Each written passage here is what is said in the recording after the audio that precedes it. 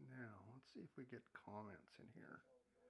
Because last time I had to go to an outside source for my comments. Man, it's warm in here. It's really warm. Let's see what we got.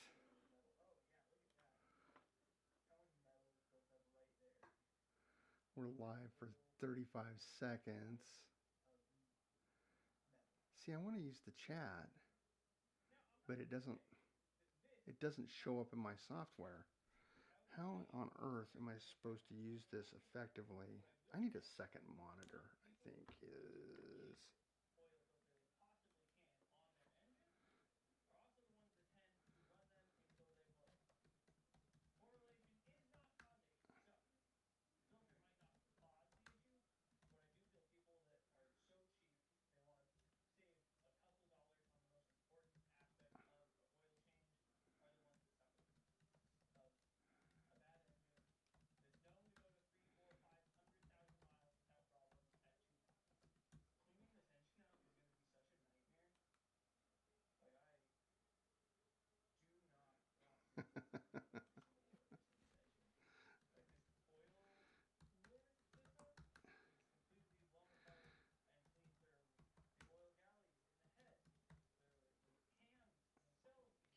Oh, let's see.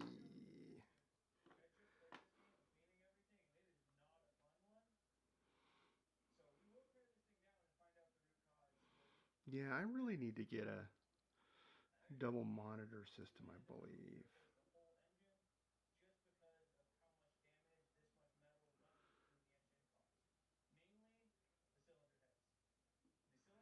How do I?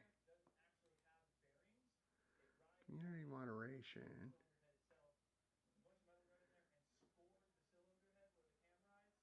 What does pop out chat mean? Popped up. Whoops. No, I'm.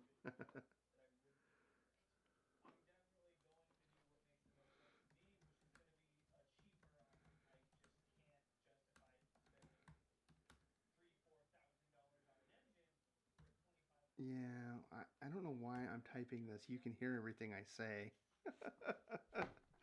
So I am currently watching a YouTube video about a guy rebuilding a motor for a truck. Let's turn that off. How about that? How about that? Oh my gosh. And I got done. So I know it's, again, good morning, good Saturday morning to you, Tim Ryan.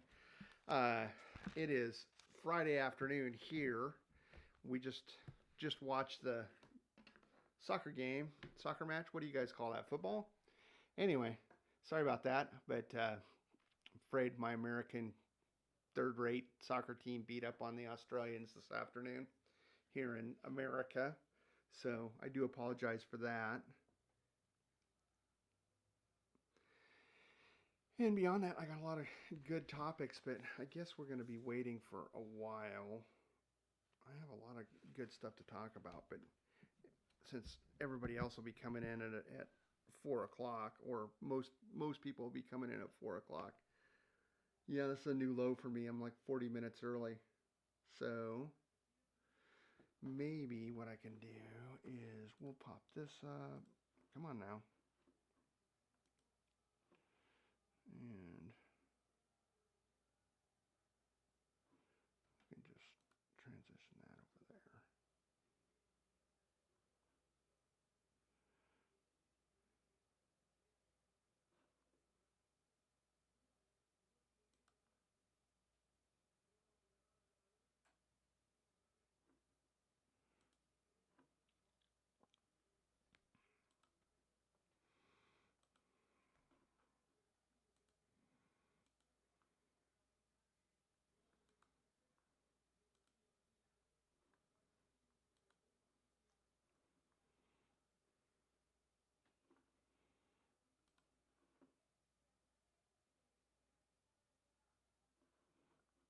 Hmm.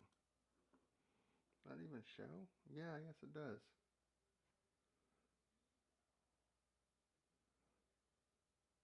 Oh, it does sound very quiet. Okay.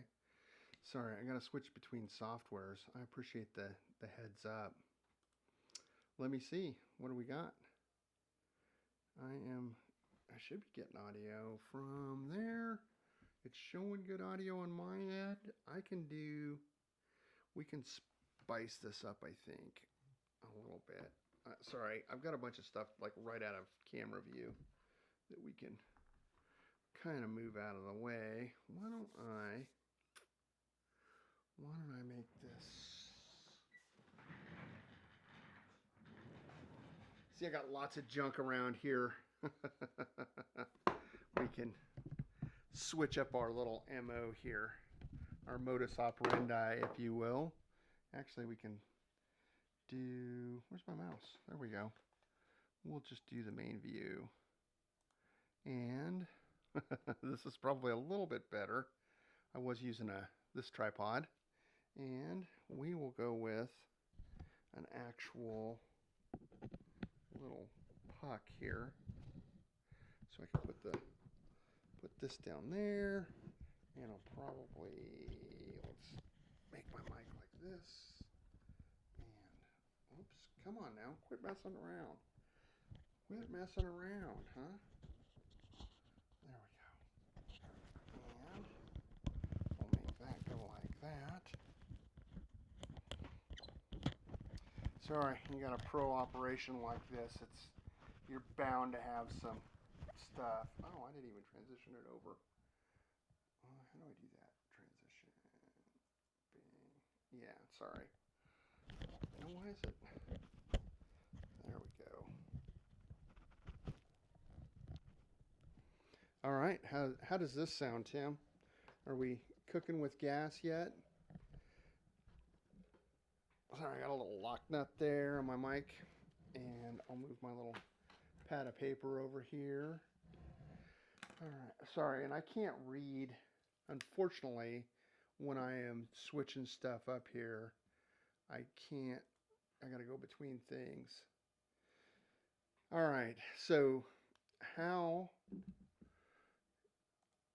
do we sound now? Are we doing any better? Is this a little bit better audio? Test 1, 2, 3. Are you guys hearing me at all better? Again, this is admittedly kind of a janky setup, but I like it. It appeals to my weirdness. Again, I can't be asked to use normal equipment that everybody else on the planet would use. I've got to use my own twist on things, if you will. So, anyway, we'll go back to this. Oh, my show went off. Yeah, I'm so early. I wish there was a way I could just put like music or something on here, or a countdown, or any number of things, but I'm not that tech savvy. Not like your boy Rob. I listened to his live stream the other day, and he sounded very quiet. No, not yet on my end. Gosh, the meter's showing me much higher. My audio capture, audio input capture 6. Boom. What do we got there? Properties, wireless microphone. Let's try this. We'll go to MacBook microphone, then back to properties, wireless. For whatever reason, this software, what is this? Why is it not?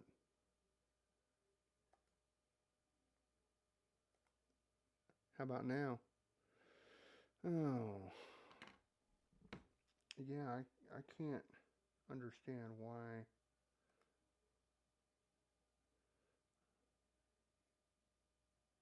I don't understand why it would audio capture 2 and audio capture 6.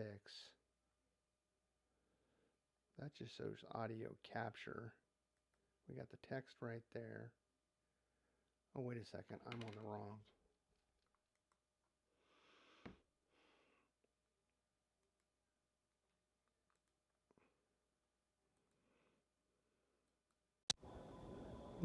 Pro.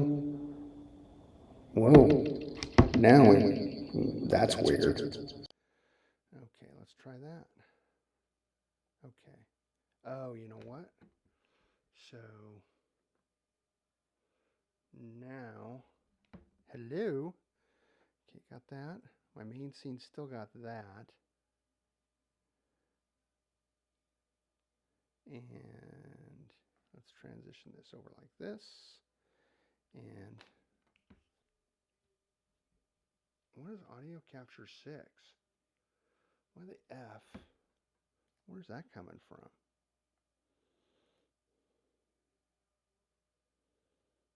Oh, wait a second. Properties on audio capture 6. Wireless microphone, MacBook. So it's showing that. Now let's go back to that. Okay. And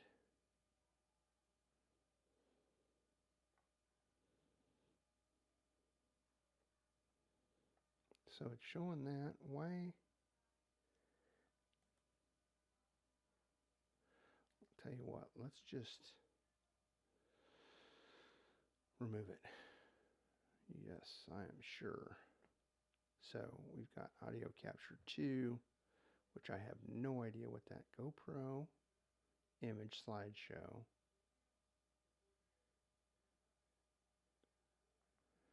And then we'll go plus that. Audio capture. Okay. Wireless microphone. And okay. We've got that working now. Now let's go back to the main scene. And that's audio capture 2, which we're definitely doing. Yeah, that should be good. I don't know, man.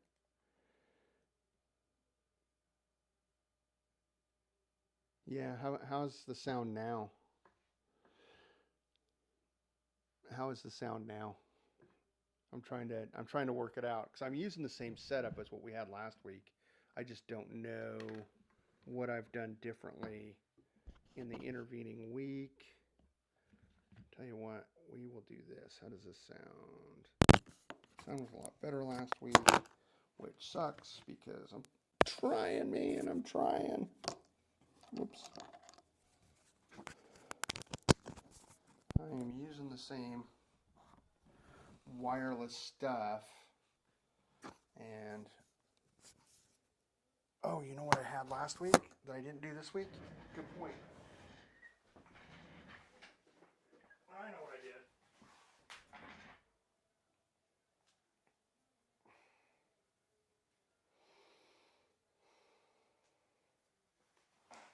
I know what I did, my friend. I bet you money that I did something like this and something like this, and we had better sound, would be my guess. Last week, sorry, wait, no better. And we're getting full. Again, I got to switch back and forth between my views here. Yeah, we should be getting like really good audio at this point because you're getting basically 2 microphones going simultaneously. I can't imagine what would otherwise mess this deal up. Put that tripod there. Got my pen. We're almost. I'm only half an hour early. Did I turn off my show? Dang it. No, I didn't. Good. Sorry, I'm watching. This is kind of if you're here early, well, as you are, Tim, we'll try and I'll show you what I'm looking at right now, which is this is on a little bit of a delay. So let's see if it's showing you what what I'm looking at.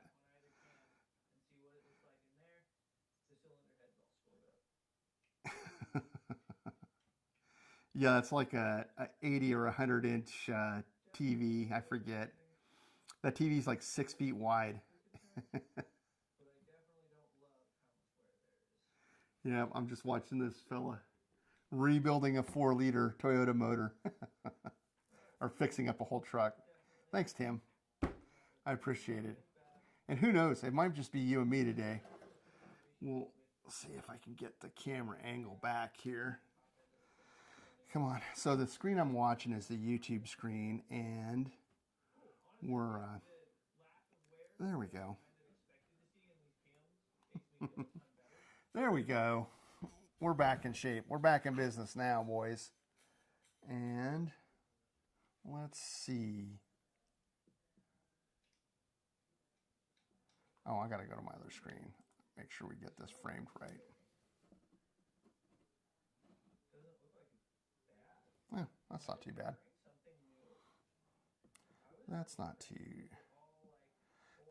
too shabby.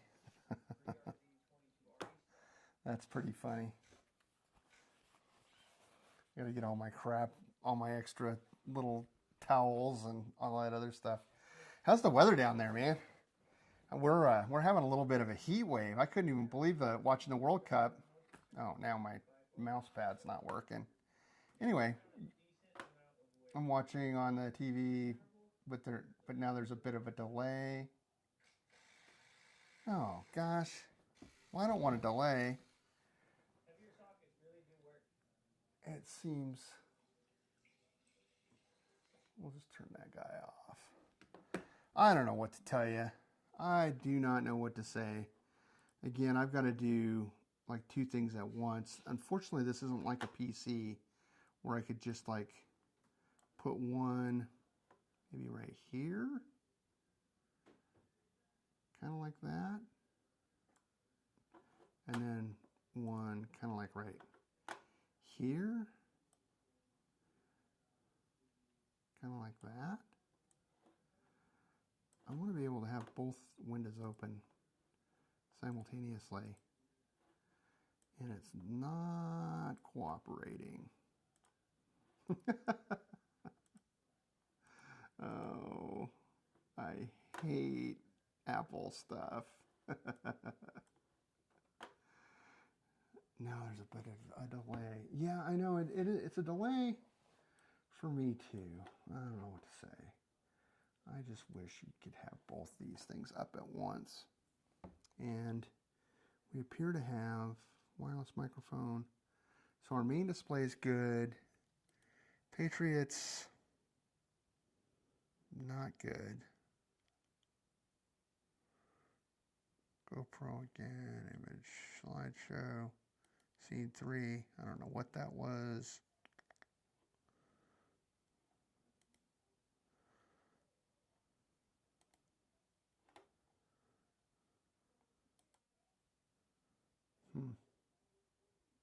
Yeah, it still is.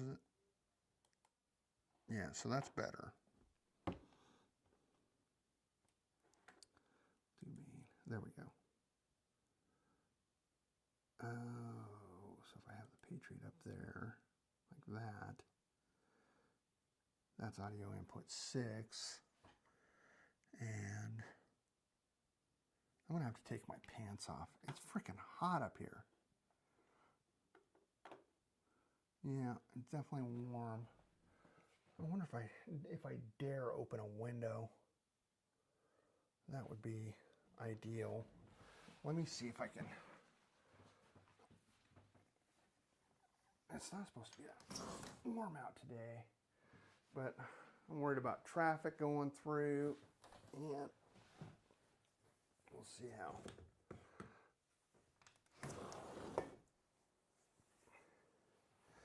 Noise outside. And we got the AAAs. It's weird to watch myself on a delay. Oh, that definitely helped. Definitely got a little bit of a cross breeze here.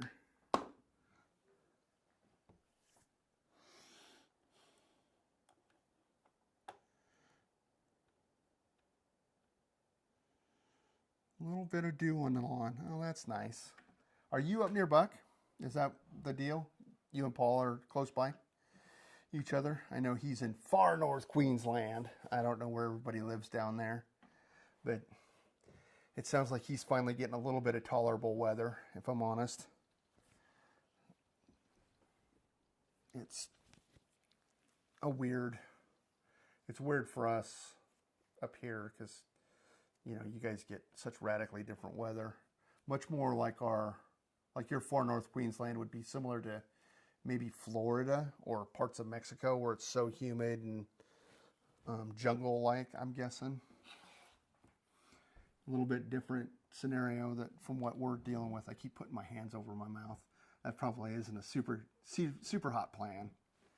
But let me do this. Make this like this. Oh, wait a second. Can I? Full screen. Entire screen.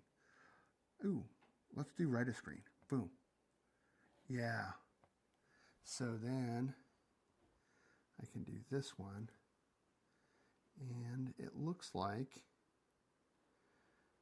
I'm almost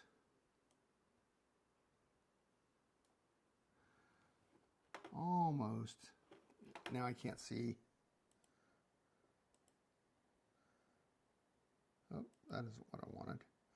Oh no. Oh no.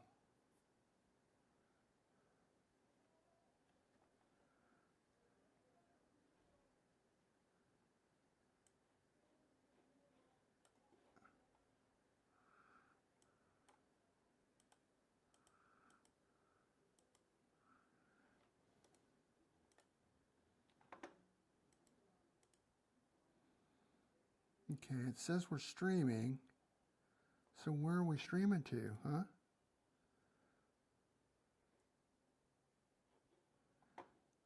Oh no. Can we go back?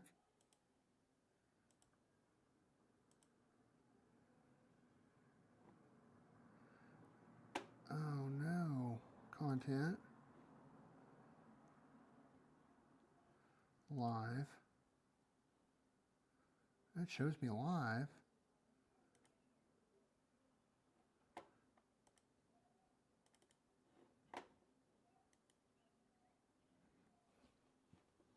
It's showing me live there.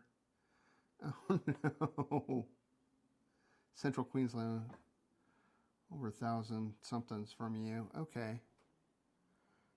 And I'm hoping that that isn't just frozen there. Okay, so it is.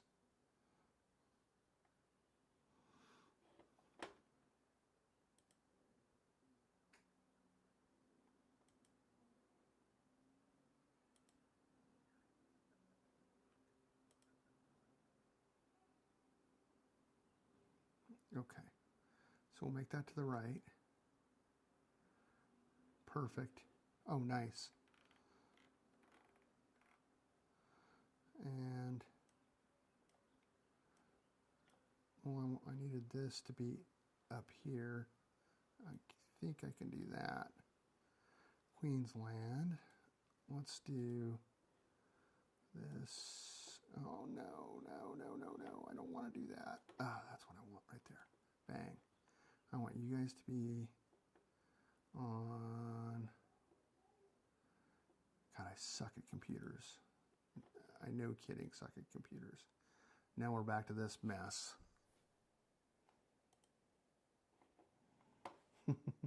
Doesn't case. Okay. And well, I need to see. No, I don't want to do that. I want to do this. Bang. Maybe if I put you guys up here like that, and then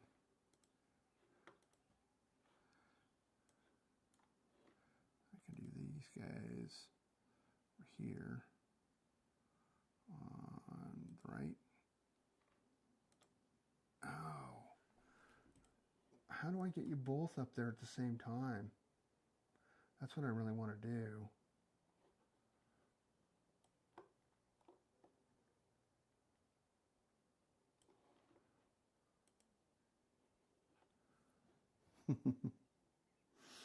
Sorry, I appreciate you sticking with me, Tim, as I try to puzzle factory this through.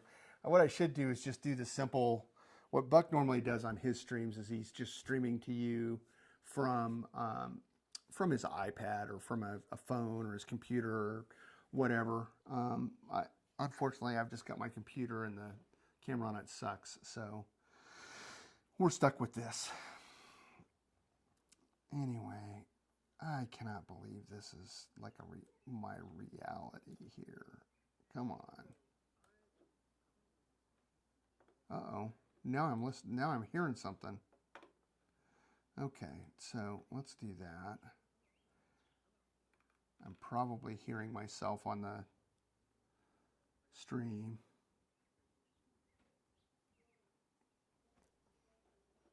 Yeah.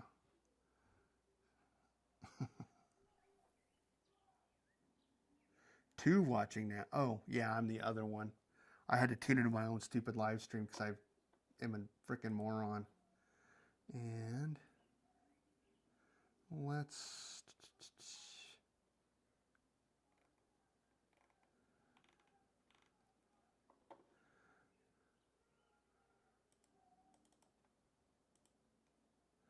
channel content. Yeah, is there any way I can look at this live stream?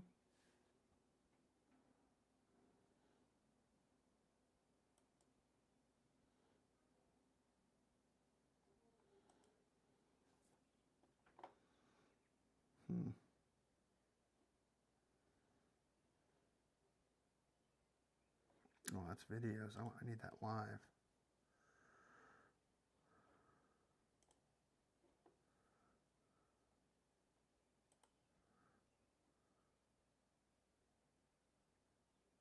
View and live control room. That's what I want right there.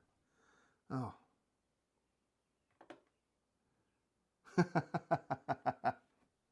All right, Mike. Sorry. This guy in Australia, Timmy Ryan, has been helping coach me up on this live stream situation because I am a sucky live streamer, as it turns out. This technology is kicking my butt. Mike, I am glad to see you back in the chat. Hopefully we'll have, if we broke into double digits on this live stream today, I would feel pretty happy. Mike, did you watch the game? Did you see us? I know you're a huge soccer fan. I say that ironically because you're probably not a soccer fan whatsoever. But anyway, I got to run. Let's see. All good. Happy to help out. Thanks, Tim. And great seeing you. I know. We got to catch up. Let's go. All right. Yes, all our third-rate athletes here in the United States are doing soccer stuff this week. I got to take these glasses off. Let me, I will be right back with you guys. I think our stream starts here in a few minutes. Let me use the restroom real quick, and I will be right back with you guys just momentarily. And, well, I'm going to grab some different glasses if I'm honest.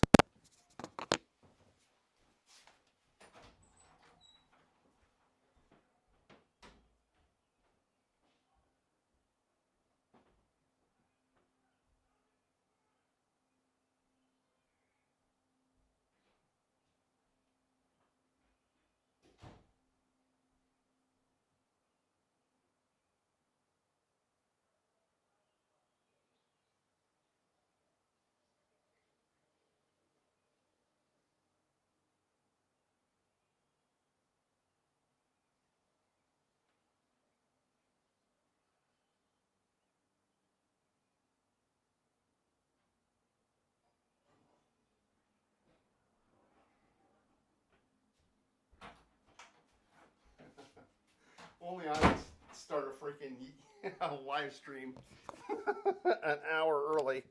If you only knew how inept I was at doing live streaming, then you would understand, and how scared of technology I am, because I always seem to grab a button. While watching the other countries loving the USA. Nice. Yeah, they I was kind of surprised. They had some pretty good showing with the Australians in? Are they playing it at? It's not the same. They're playing where the Seahawks play, right? I'm thinking. Is there a Seahawks stadium, or is it all at Safeco Field?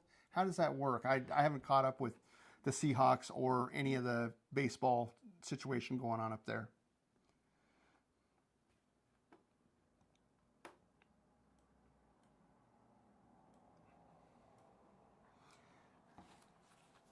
And yeah, well, I guess we got a few more minutes here on the clock.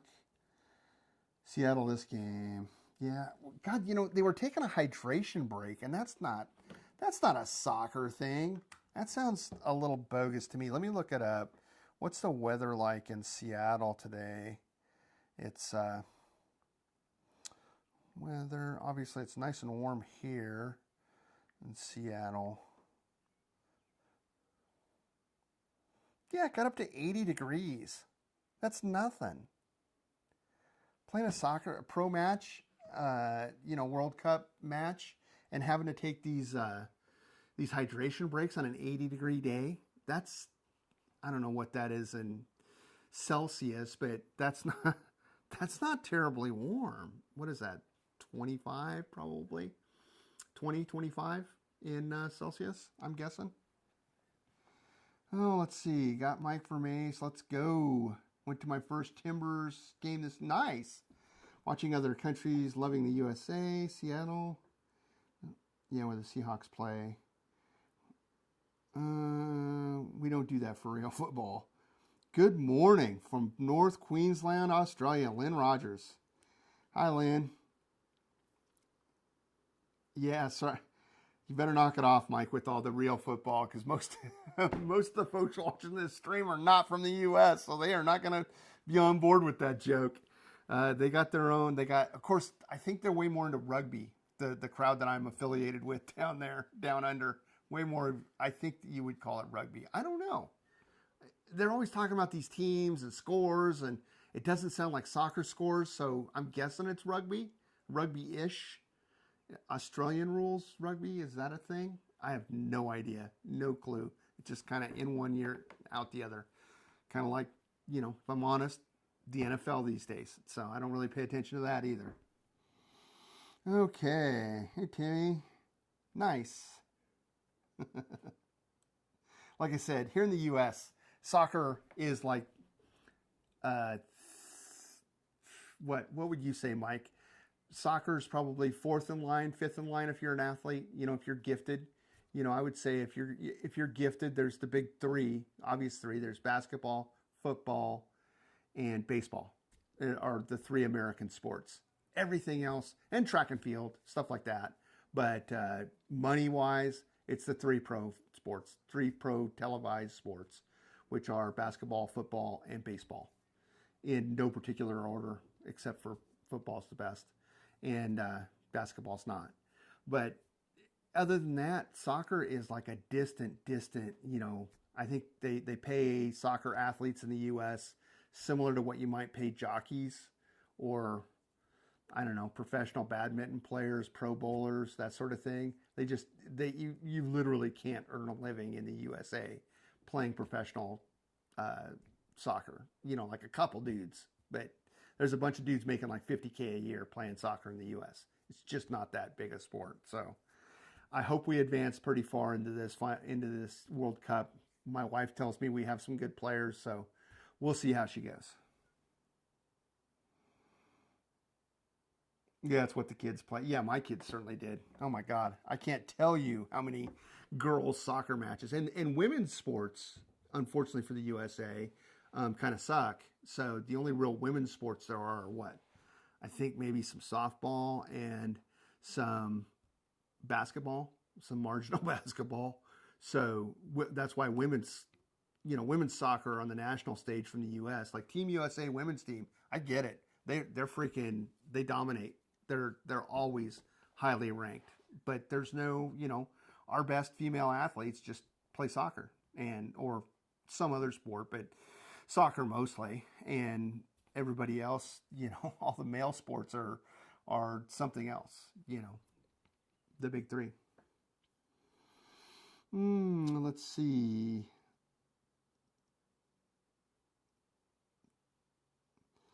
Oh, some timbers make 3.7 million. Yikes. So they're like a good NFL kicker, basically. Um, Rugby league from Timmy. Okay, so it is rugby that Buck's always talking about something involving scores, his Cowboys and the Dolphins, and weirdly they have very American football type names. Anyway, yeah, he's always mentioning those scores. Still lose to a good high school team. Yeah, yeah, that's true. But whatever. Anyway, this isn't a sports show, friends. We're going to be talking RVs. We got some hard hitting topics. This is a question for Timmy, and who else did I have? And Lynn.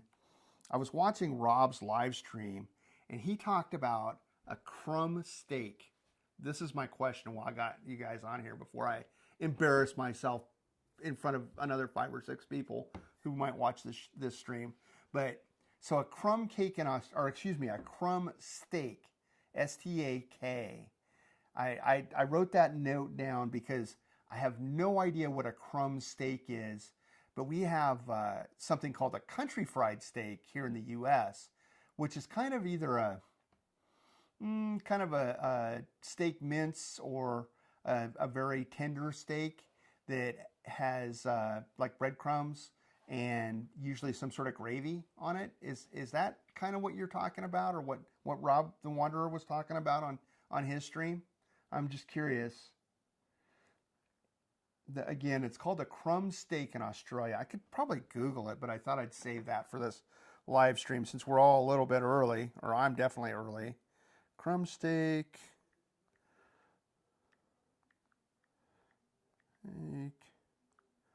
Australia. Crumb steak, Australia. A beef schnitzel. Classic Australian comfort food.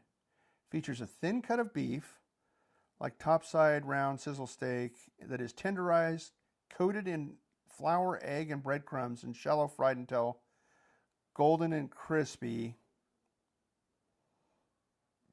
Oh. Huh.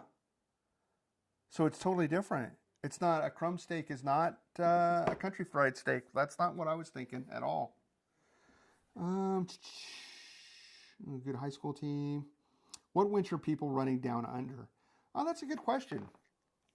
I don't know what guys are running down in Australia. What is stream settings? Why is this? Let's see. I want to see why this is so delayed. Auto start stop. Stream latency. So it's got normal latency.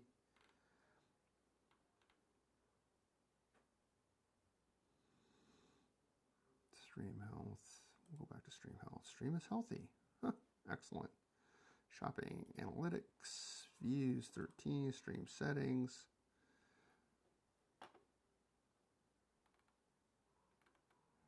Yeah, I don't know. Yes, a steak like round, which is rolled in flour, then egg, then breadcrumbs. Okay. Timmy, what were you saying? And what tires? Need to get new tires and wondering about BFG. Okay, Mike, to bring us back to, I have no idea what folks down under. We'll have to wait till a few more people join.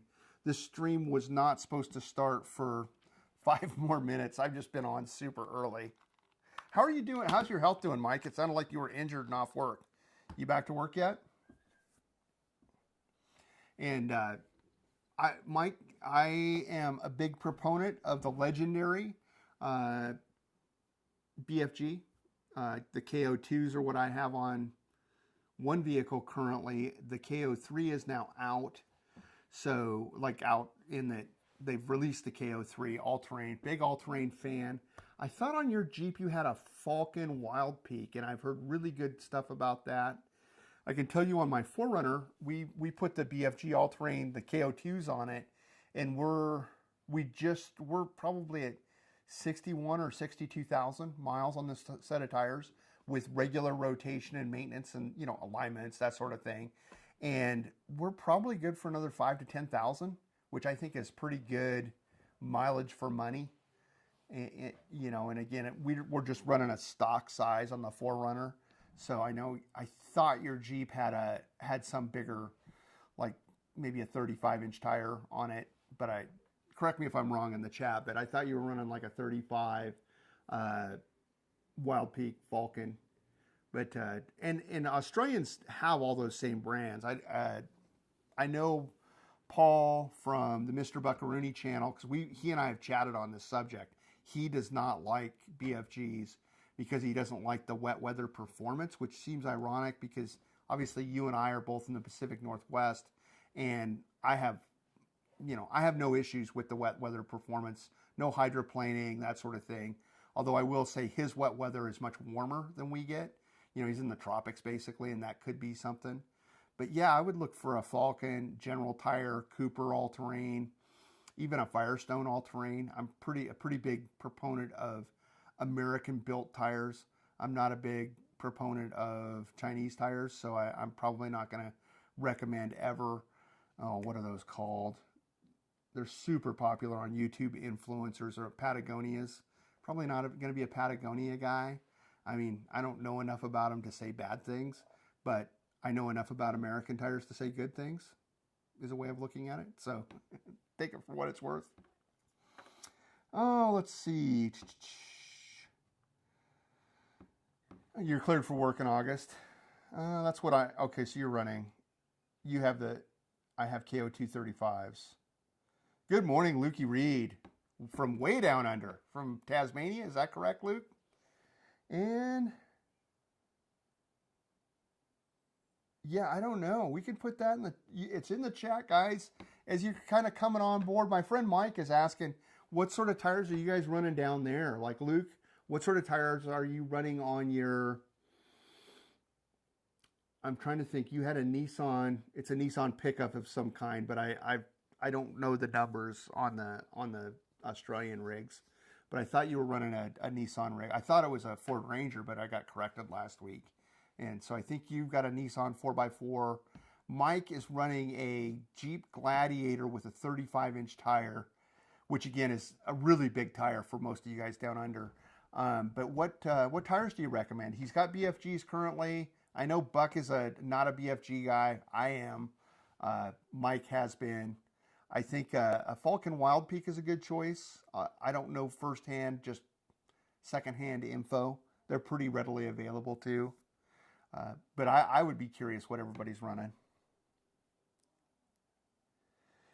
Yeah, he's nice. Lukey's down in Tasmania. You're not on the road for the Barra Crab thing yet? Or is that's like in 21 days? You're like way far away, I know. And I know you're headed up there. But it's, yeah. KO235s. Yeah, again, Mike, I would run. Well, they've got me. I'll just run KO2s. I've got them on my Bronco, got them on the 4Runner. Likely to have them in the future. Well, I should say. Let me backtrack on that. I may try a different brand, but it likely would be an American made. You know, like again, a Bridgestone, Firestone, BFG,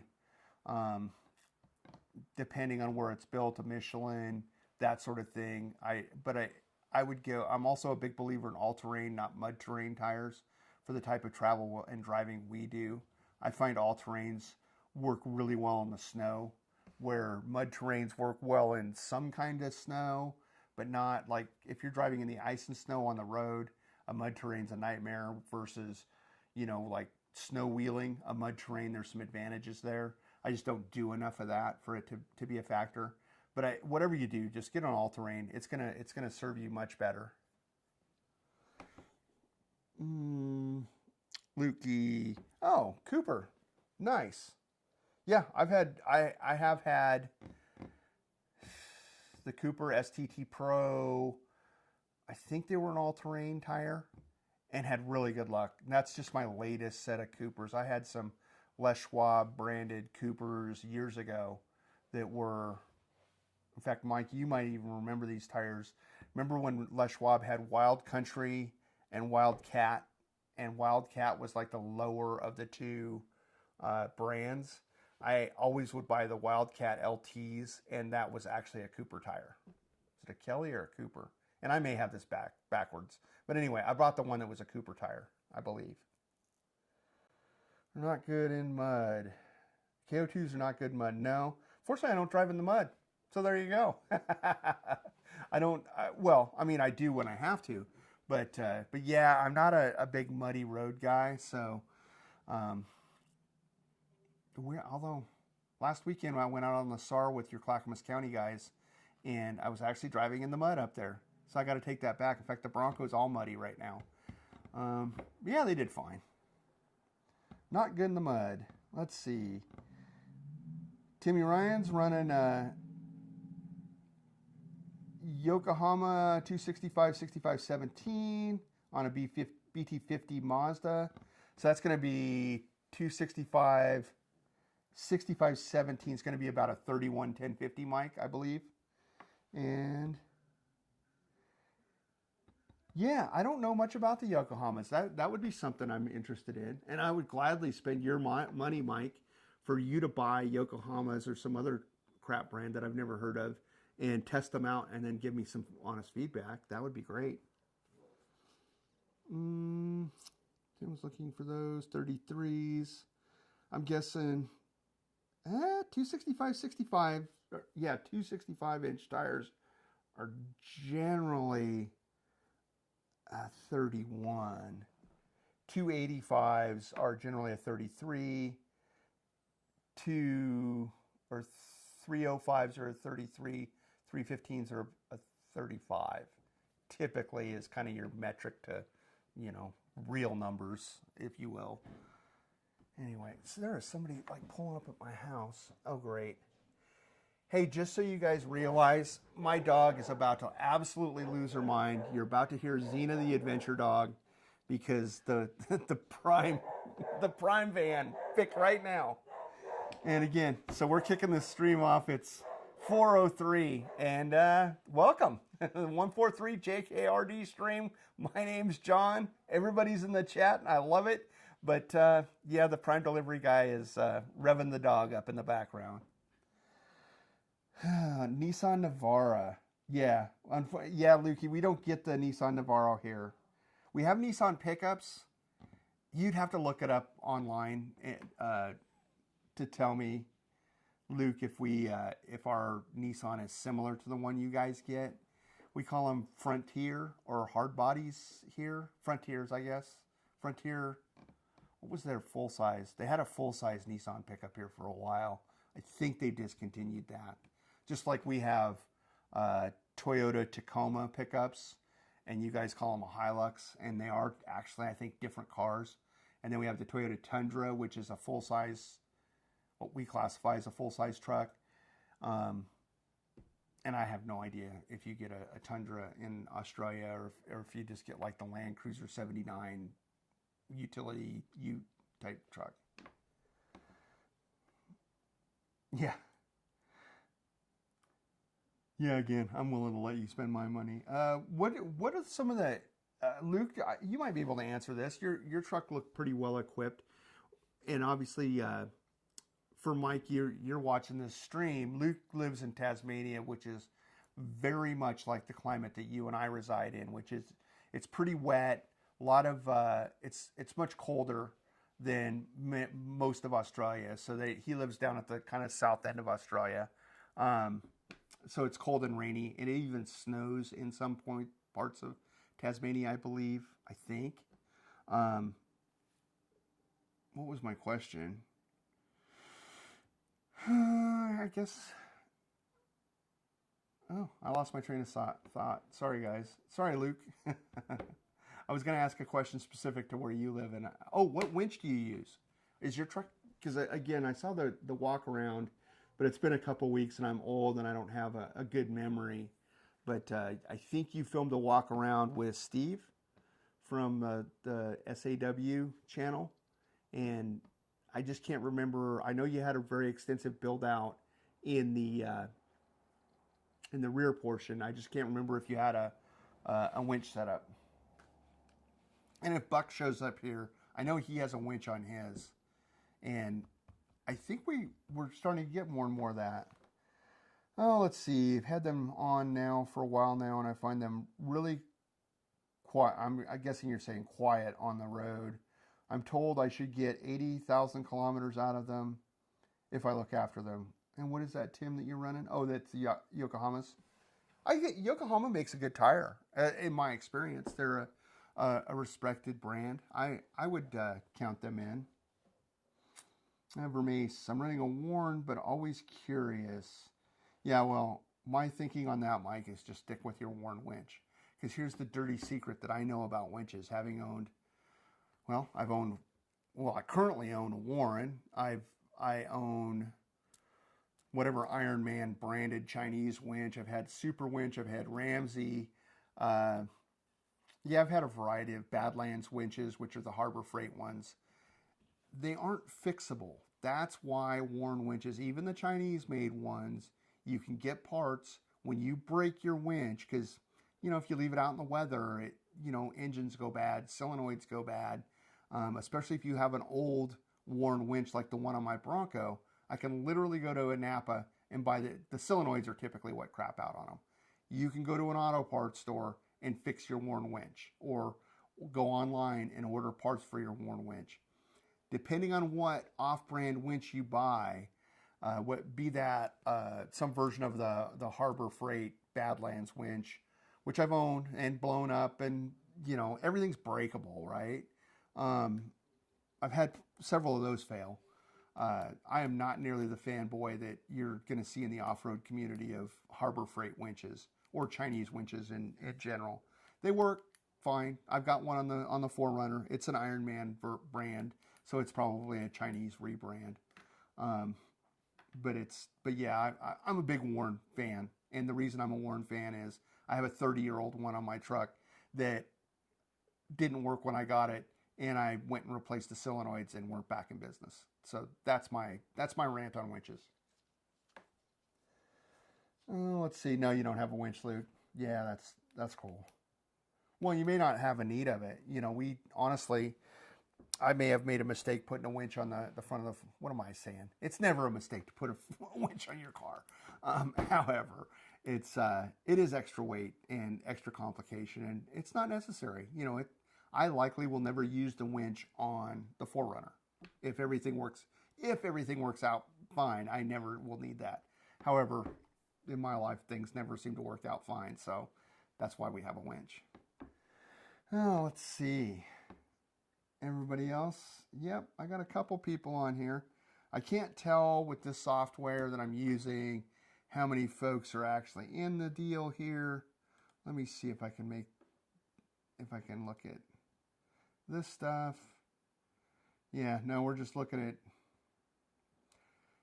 sorry, I'm kind of a cheap bastard, so I've only got the one laptop, and it's an Apple laptop, and I can't figure out how to make both windows stay open at the same time. There's some Googling that needs to occur here, because I need two windows open at once, and I can't do it. Yeah, Mike, I would agree with that. It's better to have it and not need it, in my experience. This is terrible. I'm not a good. Now let's move this out just a touch. Let's move this out. No, don't do that. No, don't do that either. Oh no, I keep touching stuff in it. Come on, I just want to move that out like that. Let's move this out like this. All right, so we're well and truly, we're 10 minutes into this stream. We can start talking about stuff. I've already answered my main question. You guys are too late. If you're just tuning in, I already know what a crumb steak is from Australia, and it is not a chicken fried steak. Who knew? I thought it was just a clever Australianism, if you would. Again, if you're new to tuning in, I'm sorry. The America's fourth tier athletes on their USA Soccer beat you guys up. I don't know what to tell you. thank God we've got other sports and our, you know, better athletes aren't on that team. It's you know, it's a shame. Hopefully our guys go far in this deal. Let's see. Bullard's Beach. We'll get to that later. Let's talk about some RV stuff. Some of you Australian guys may have tuned in. Timmy and Tim, you comment on this stuff once in a while. Okay. Oh. Camp Homestead. Is the Alvord Desert a good camp spot for two-wheel drive? You know, I have to claim some ignorance. I'm going to say all the people I know that have camped it in the Alvord Desert, I'm assuming what you're talking about is the dry lake bed. You know what? If everything's going fine, it's probably okay, but I wouldn't count on it. And from what I know, I haven't camped there. Let me preface it. I've watched some videos on it, like you probably have. I have friends that have gone there. In fact, Mike Vermace, you're in the chat. Mike, can you answer that? I thought you had been to the Alvord and camped there. Camp Homestead, my friend Mike, who's got the comment right above yours, I believe has camped at the Alvord Desert. He neglected to invite me to go there with them, but he has actually camped there. I think I think it's one of those deals where you probably could use some judgment and get by with two-wheel drive. However, I wouldn't take my word for it if I'm honest. If I'm, you know, I don't want to send you somewhere where you're going to get in trouble. And, you know, I don't own a two-wheel drive. All I've got is four-wheel drive. So, yeah, that's it is a good camp spot for two-wheel drive. I know it's a good camp spot. It's epic. Like 2/3 of the promo videos you see for all these off-road products, a bunch of those kind of twilight shots. They're super sexy drone shots of the guys cruising across the desert at like 60 miles an hour. And you got that aerial shot of the vehicles lined up with all the lights and all that stuff. That's all, you know, dry lake bed, and a lot of it's filmed out in the Alvord. And so it's pretty cool. And any of my folks from down under, we have a place in Oregon. It's high desert. Think of like the Utah Salt Flats where they set like land speed records. The Alvord's like that. It's just like this glass dry lake bed that just goes for miles and miles and miles. And it's a very popular camp spot. Unfortunately, I haven't been out there. So, you know, again, I wouldn't absolutely take my personal word for what a great spot it is. Let's see. Oh, Mike, best place, Steen Mountain Loop is awesome. You can do it depending on the year, and it can be really windy. There are areas that are really muddy in spots, so be careful where you're set up. That's good advice. I really hope that answered the question, Camp Homestead. Again, Mike is equipped with, again, fairly late model Jeep Gladiator on 35-inch tires. He has a trailer, but it's more of an off-road camp trailer than what, if you've watched any of my content, more capable than what Dana and I are up to. You know, we have a stock 4Runner on aftermarket tires with a Caravan or a Casita camp trailer, just a 17-foot Casita on off-road tires. So we're not doing anything technical. I was going in July, but can't now. Well, again, Mike, I appreciate the invite, even though you canceled. I still would have went, you dog. Let's talk about what Dana and I are going to be up to. So I'm not sure if we're going to have a live stream next week. We will be out of town. Dana and I, in case you didn't know, like this whole situation where I'm sitting right now is our house. This is my spare bedroom. It's, you know, it's my studio, quote. So it's super easy for me to set this up here. I really want to try to do a live stream next Friday, so tune in for that, but it will be on the road, so there may be some technical difficulties. We do have Starlink now, and I'll have my computer this camera, obviously these microphones. So I'm going to give it a shot. But anyway, so next week we are headed out Wednesday.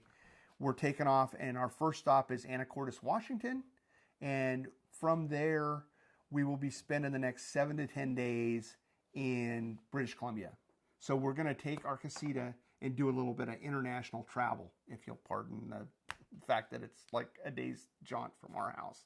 And we can just drive there. And assuming the Canadians will let us in to their fair country on Canada Day, which I'm told is July 1st, we'll actually spend the 250th birthday of the United States in Canada. You're welcome, Canada. Anyway, so we're going to go to Vancouver Island. I was going to research some stuff, but I couldn't be bothered to do that. Anyway, we're going to be on Vancouver Island. We're going to do some camping. Hopefully, I'm going to do some wildlife photography up there. They have, bears, otters, sea wolves, whatever those are. If I can take a picture of it and it appears to be a sea wolf, I'll let you join in. Let's see. Thanks. Headed to Oregon next month, pulling a Casita with a 2-wheel drive Chevy Express van. Is there a great spot in Oregon that you would recommend? Yes. Good morning from Oz. Blackers. Like it. Salty. Nice. Tofino is great. Good morning, Blackers. Let's see. I want to answer this question. Headed to the Oregon next month, pulling a Casita with a 2-wheel drive Chevy Express van, which big fan. In fact, if you watch the video with Angela and Kirby, or I guess Kirby just did the walk around. Our friends Angela and Kirby have that same setup with the Express van. What a cool setup. What a great tow vehicle. I am a fan, sir. I'm unclear. Where are you coming from? Good day, team. Oh, Lukey's in here. So Camp Homestead, where are you coming from? Are you you familiar with the West Coast? So any Oregon State Park is going to be a good bet. There are some other places you can go depending on where you're going to be. Actually, Dana and I will be at Bullards Beach State Park, July 20th through the 27th. There's going to be a fiberglass gathering down there on, let me get my calendar out here. We will be attending, so there's an Oregon Coast gathering in July. What did I say, 20th through 27th? That's probably the weekend of the 24th through the 26th of July. At Bullards Beach, there will be a fiberglass trailer rally. So Casitas, Escapes, Oliver's, any fiberglass trailer would be welcome at that. And I try to go to as many of those as we can, just because I like hanging out with the folks and figuring out what they got going on. Oh, let's see. Hey, Luke, you coming to mainland soon? Oh, you're from South Carolina. Yeah. Oregon State Parks, full thumbs up. You've got shower facilities, a lot of cool coastal towns. The Oregon coast is really cool. Although South Carolina, you've got some pretty cool beaches too, right? It's a little different. Obviously, these are Northwest beaches. I strongly recommend, if you have an opportunity, to go to Astoria and just kind of drive the coastline all the way down to California. A lot of cool parks. The place that we'll be in late July is called Bullards Beach State Park. It's hard to book. It's very popular. It's near Bandon, Oregon, so it's down on the southern Oregon coast. Where I'm coming to you from right now is one of the most beautiful places on earth. It's Mount Hood, Oregon. A lot of, there, 2-wheel drive, I wouldn't get, just look out the windows. If it looks like 4-wheel drive territory, don't go. And I don't know, are you looking for boondocking spots, or just like state parks in Oregon are really, really can't be oversold. They take good care of our state parks here. The politics I'm not a big fan of. However, the state parks are absolutely some of the best in the country. Let's make sure my stream's still going up here. Sorry. Let's see. Remember Alicia, who was at Mansfield? She was living at our house, arriving at our house today. Oh, nice, Blackers. I'm not sure who that is. And for Camp Homestead, looks like Mike's trying to answer you. Do the Steens Mountain Loop. I would agree. North Jetty outside of Newport. Salty Dog. Tofino is a small surf town on Vancouver Island. Such a cool spot if you get the chance to check it out. Oh, I'll have to check it out. I appreciate the comment.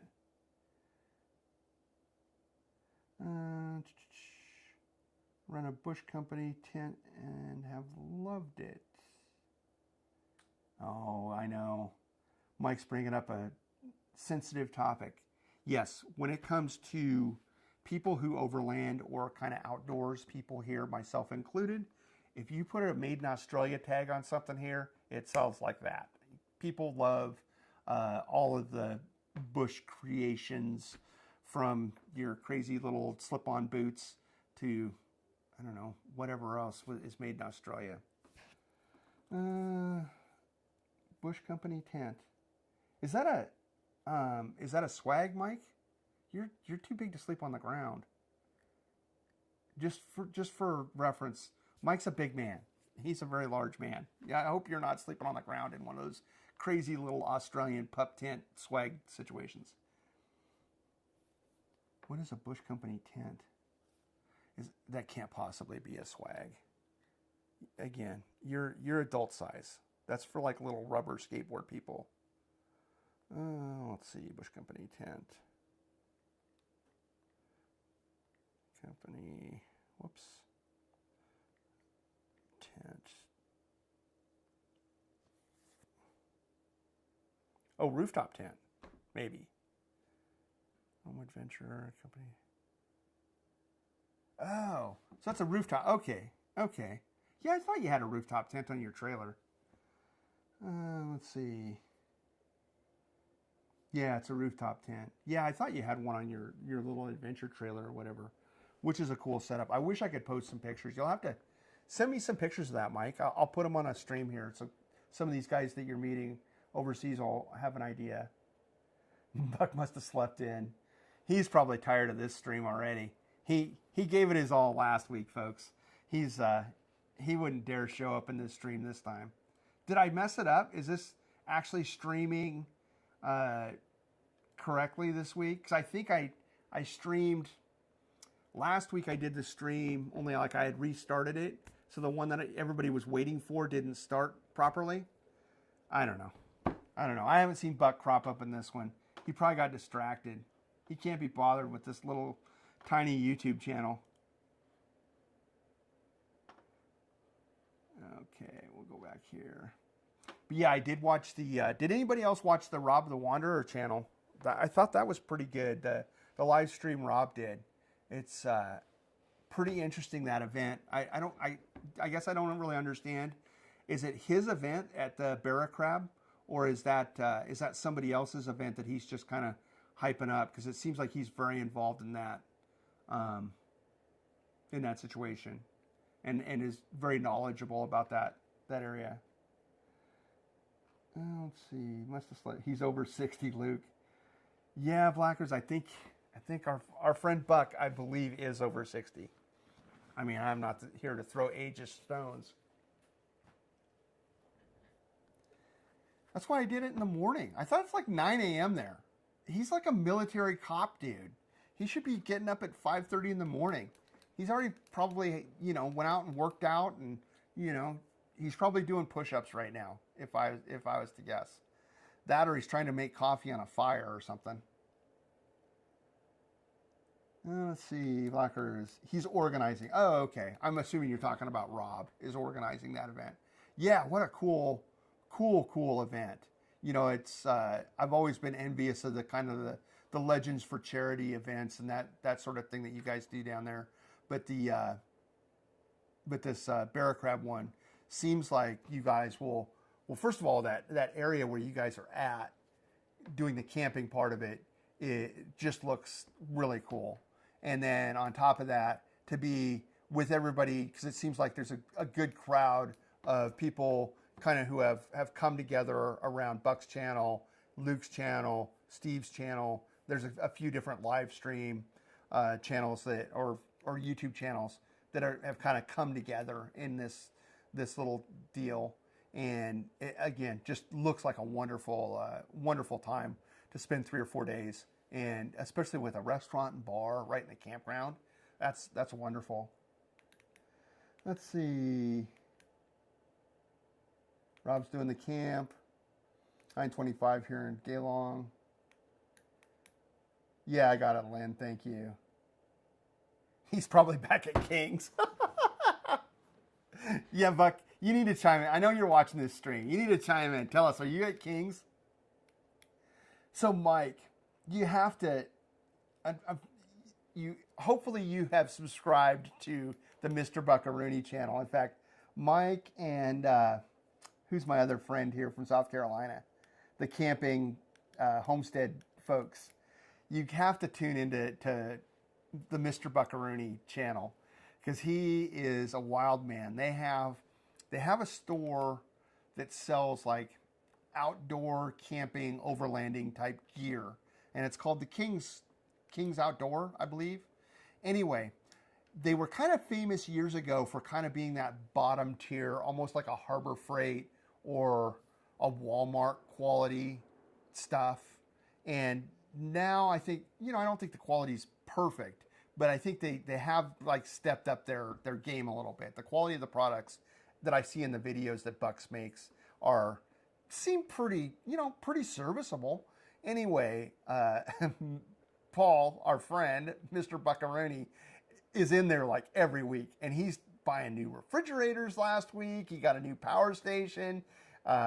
He's got a really cool LED light that I need to find a way to get one.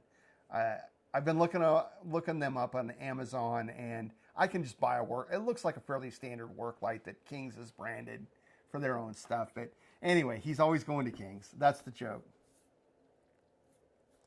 Hey, King's. Surely not, Lynn. Not if Roz has anything to say about it. He's going to spend their whole retirement at that King store.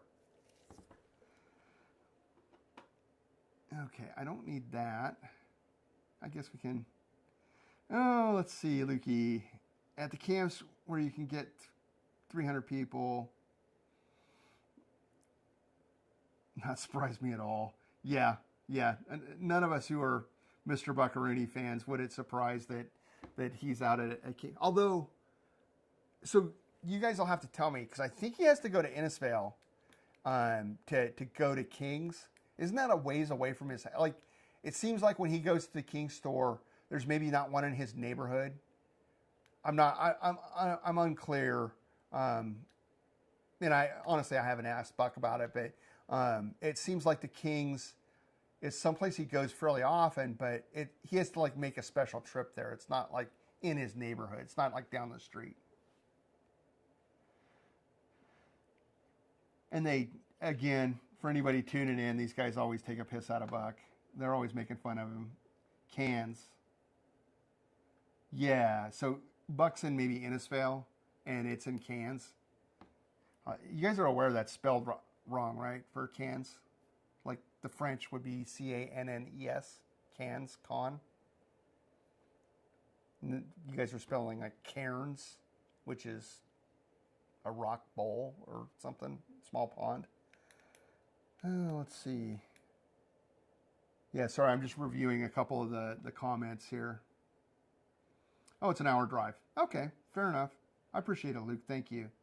Yeah, again, so some of the folks on the stream, you're not going to be, like me. I don't know these native Aussies, how far stuff is away from each other. But anyway, I did mention Dana and I are going to be at a gathering. It's called the Oregon Coast Gathering, I believe. For anybody that doesn't understand what that is, it is Dana and I's camp trailer. You'd call them a caravan. Is made of fiberglass. It's kind of a fiberglass monocoque shell, so there's no framing in it like a typical RV. And there's several different brands of RV here which use this same sort of construction. Casita being one, which is essentially two big bathtubs glued together. There's another one that is manufactured in British Columbia called the Escape, and they have a variety of models. And then Bigfoot is another one. Anyway, these gatherings kind of all are welcome.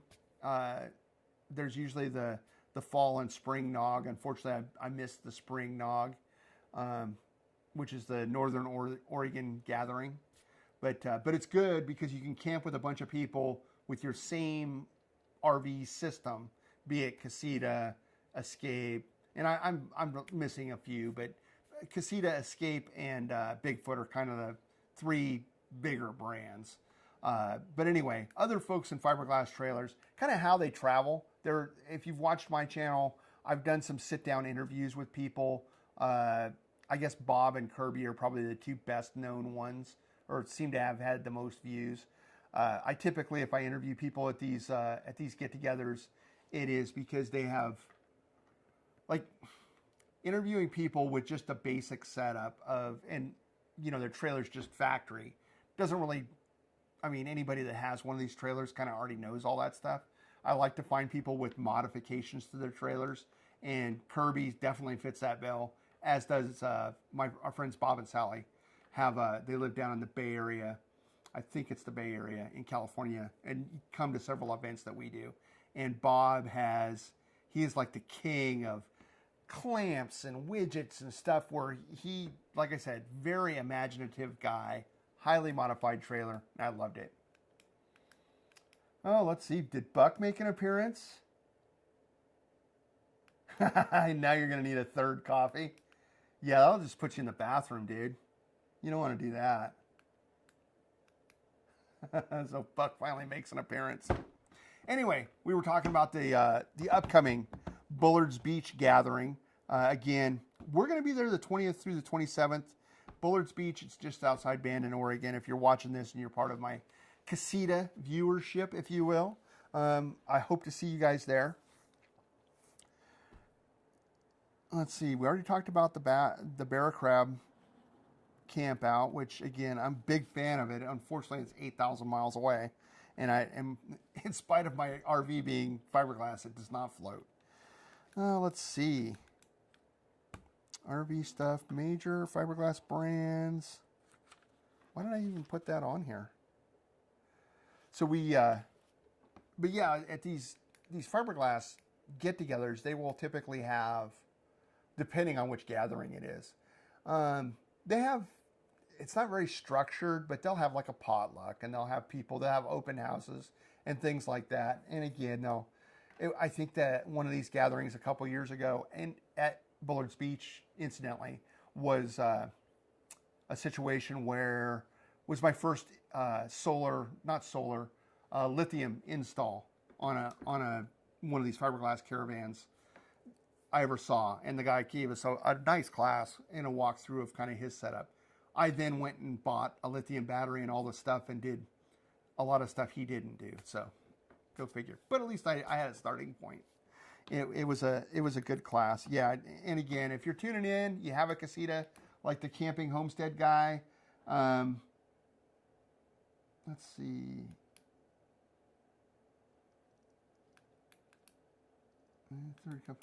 Morning Buck. Reckon Casita should sponsor John and Dana. Give them a 2026 model. No. Well,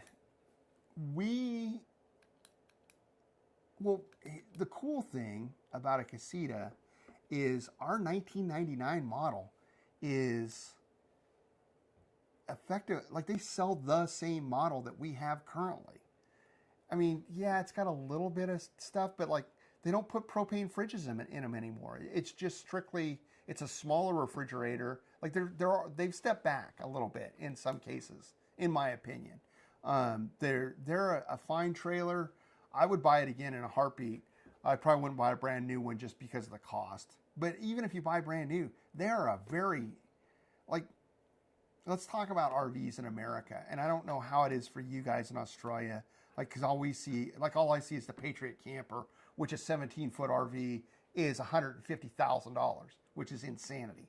But here in the U.S., you have kind of your flagship, in my mind, this is all my opinion. You have your flagship RV in America is Airstream. That's the embodiment of towable caravan, bumper pole RVs is the Airstream trailer. It's iconic. They've been making them since, I don't know, 40s or 50s, primarily. Again, I'm not an Airstream historian. And they've consistently made those trailers. They've been kind of consistently at a top level of quality. Sorry, I got to get a drink here. Anyway, you have Airstream, who makes a variety of, small trailers all the way up through large trailers. And the cool thing about Airstream is if you buy a 16-foot Bambi, to my eye, it appears to be built to the same standards as their, Globetrotter 30-foot trailer. And again, I'm throwing out I'm speaking in generalities. The difference between them and every other RV manufacturer and the fiberglass world is if you buy a Winnebago or a mainstream traditional RV manufacturer in the United States, and it is not the 25 to 35 foot, maybe fifth wheel or whatever, your smaller trailers, all your 15 foot, all your 20 foot, ish trailers are built like absolute dog crap. They are entry-level models. There's no quality in them. And that's pretty typical of US-made mainstream RVs anyways. They're pretty shady. They're not built super well. But yeah, if you buy a small trailer, call it a 12 to 17 foot camp trailer in the USA, and it's not a Casita, it's not an Escape.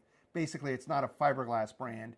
It's a traditional kind of stick and staple type RV. Well, first of all, you'll pay pretty close to Casita prices for that, the honor of representing that brand.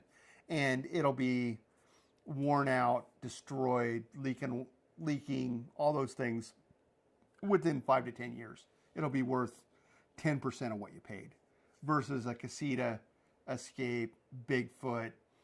Obviously, anytime there's depreciation in anything, right? But taking a 50% hit on an RV after 10 years is pretty acceptable, especially when that 50% hit started at $35K, right? $35,000-ish for a brand new Casita, in my opinion, is a steal in this modern economy. It is. And weirdly, they were in the mid to low 30s 5 years ago too. So they haven't tracked with the prices have not tracked with inflation. So again, it's an even better value. But yeah, I wouldn't trust those mainstream RV brands as far as I could throw them. I just wouldn't. I've been to a variety of RV shows and they're just not that well built. Oh, let's see. Jennifer G. Yay! John, are the Chinese trailers making an appearance in the USA like down here? They're everywhere down here because of the cost of manufacturing in this country. No. I am unaware of any RV that is manufactured currently in China and shipped here. We have plenty of hacks and big companies that pay people jack crap that are unskilled labor to make really crappy RVs here, Buck. Why would we need to export that?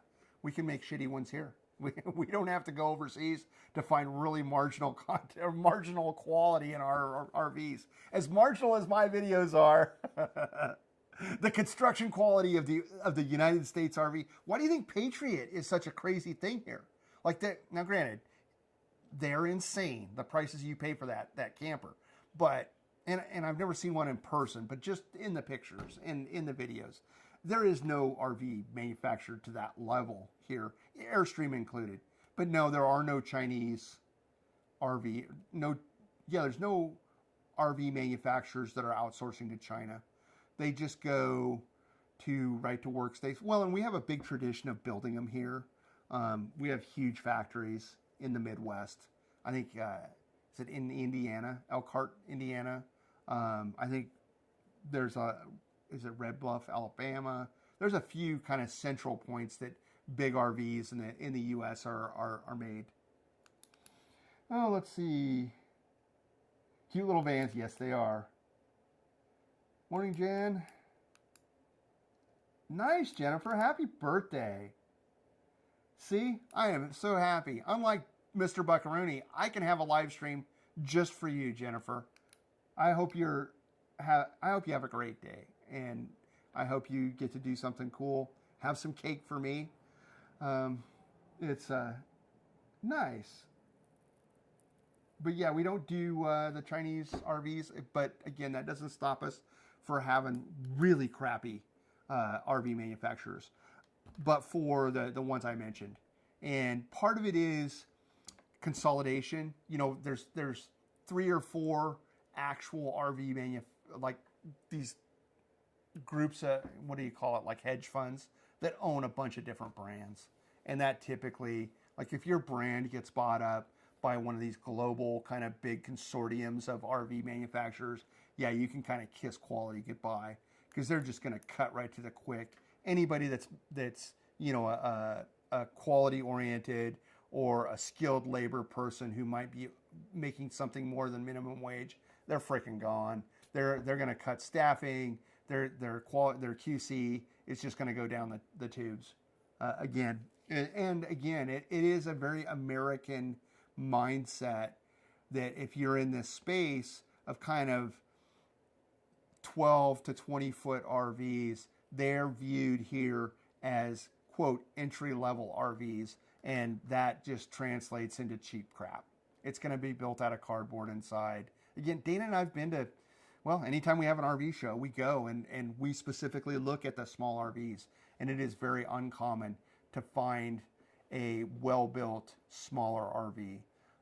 If you go to the RV shows, the only real fiberglass you see there are Bigfoot RVs, because they go to the RV shows. The rest of these manufacturers, unfortunately, Casita, Escape, those, they're direct to consumer, so there are no dealerships. You basically have to order it from the manufacturer or buy it on the used market, which kind of probably means it probably keeps the prices low, if I'm honest, because they're not flooring them at RV dealerships.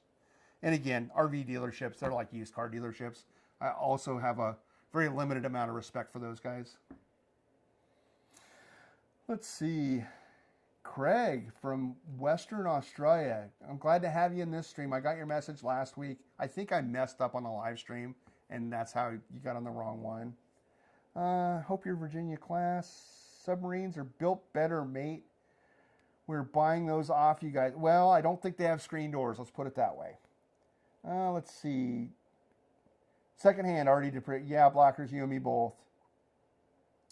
Yes, a casita is a Mexican name for like your guest house in the backyard, as near as I can translate. But getting Spanish,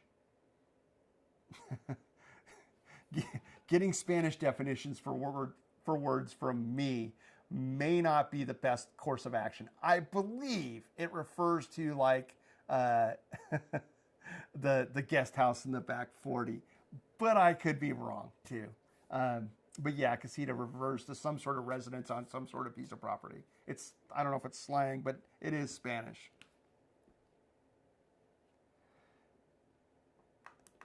Secondhand already depreciated? Yes, Blackers. Mine could not have been more depreciated. But, you know, we knew what we wanted. And as, you know, before I started the channel, as you can probably tell, I always tinker with stuff. I am incapable of owning anything and not effing around with it. And so I have learned through my life that I hate buying new stuff. Like the Forerunner that appears in our videos that we travel in. That's Dana's car. And it's one of like 2 or 3 new cars we've owned in 30 years. I mean, like, and literally 2 of the 3 we bought in the last 10 years. So, I mean, I don't buy new stuff, and and for me personally, I always, for myself to drive, I always drive some old piece of crap, 100%. In fact, Mike, if you're still in the stream, you can vouch for me, right, that I drive the biggest pieces of SHIT on the planet. It was a running joke where I used to work that, you know, I drove crappy cars and cheap cars because I just don't value the stuff. The 4Runner's cool because it's Dana's car, so we have one nice car that we don't look like total jackasses driving around in. But also, it really works well. I like working on stuff in my shed at my house. When we're traveling on the road like we're about to be, where we're headed to Canada, that is the last place I want to be laying under a car trying to fix stuff. So the 4Runners, you guys have Toyotas. I'm assuming Toyotas in Australia are very popular because they're reliable. And that's kind of why we have the car we have. Have a great day, Black. Oh, Blackers. Hey, we'll see you, man. I appreciate you dropping in for any amount of time. And, it's, again, I really appreciate you guys hanging out. I don't know how many people are in the... I suck at this so bad. Stream settings. Let's see. Yeah, I did something to the deal here where I can't tell anything on this stream, like how many people are on or anything like that. There's a couple people. Caravan is due for service. I will fly you over to do. Jesus Christ, $770. That was country is getting beyond the joke. You know what? It's labor costs. It's inflation for labor costs, man. I don't begrudge those guys. I'm hoping they did a good job. I don't do that, what you did. I generally distrust dealerships and those sorts of things. If I'm going to have something be messed up on, I would just assume it be me. And something interesting I did see the other day. I know you had your bearings checked. What's the feeling in the chat on sealed bearings? Like most of our trailers are manufactured with a typical roller bearing. Pins that roll around in there to inner and outer race. What if? And it came up because I was going to shoot a video about the new Patriot. I did shoot a video about the new Patriot campers. I had another idea to shoot another video about Patriot campers.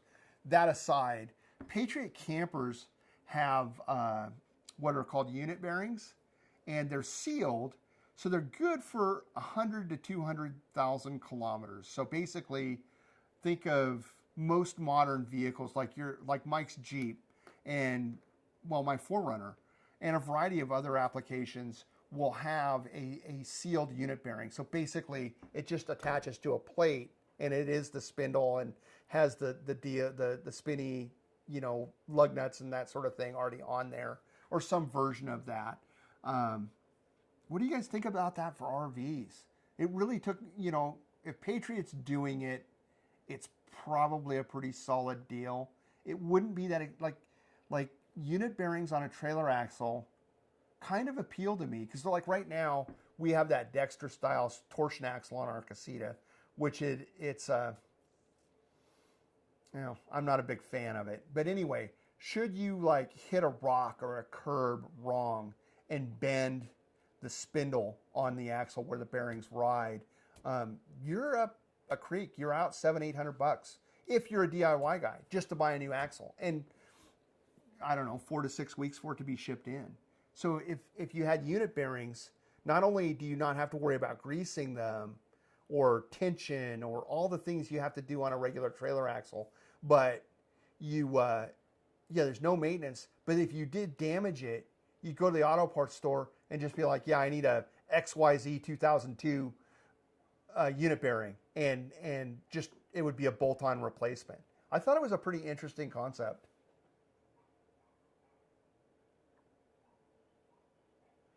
Yeah, Buck, nobody has sealed bearings other than maybe Patriot campers.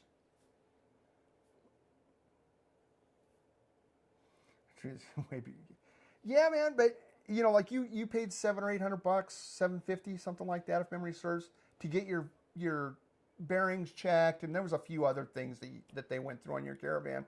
You know what? That's what do they charge you? $100, $150 an hour for labor? That's kind of the going rate. You figure the guy's taking home $30, $35 an hour, plus health, medical, taxes, all that stuff, double it. Plus they're going to make 50% on their labor, and you get to 150 pretty quick. Has sealed bearings, yeah. A lot of the IFS So if you have an independent front suspension vehicle that's a modern one, it's very likely that you have unit bearings. If you have, I'm trying to think what else. Mike, your Jeep has unit bearings. Our 4Runner definitely does in front. The back axle, I think, has just more of a traditional oil bath bearing. I don't know. It was something I was thinking about. More on that later. Maybe if I start manufacturing RVs, I'll put unit bearings in there. Let's see. Yeah, Buck, no, again, it's, you know what? It's part of the cost of doing business. You know, you want the thing to be reliable. You know, I would say that checking bearings is pretty easy. Like, I know you don't like doing stuff. You just don't want to get greasy. That's your problem. You don't want to jack the trailer up, pull the brake drum off, you know, because there's more to it than just the bearings. You do have to go buy at least a new dust cap for the back of the brake drum. You'll have to pull that off to re-grease that, like actually physically re-grease the bearing. Again, it's a tub of grease. It's, I don't know, probably 20, 30 bucks in Australian dollars for a, you know, tub of bearing grease. You push the bearings in, kind of make sure they're all tip top and put them back in. You need a hammer and some sort of, you know, big socket or something to put the seal in the back.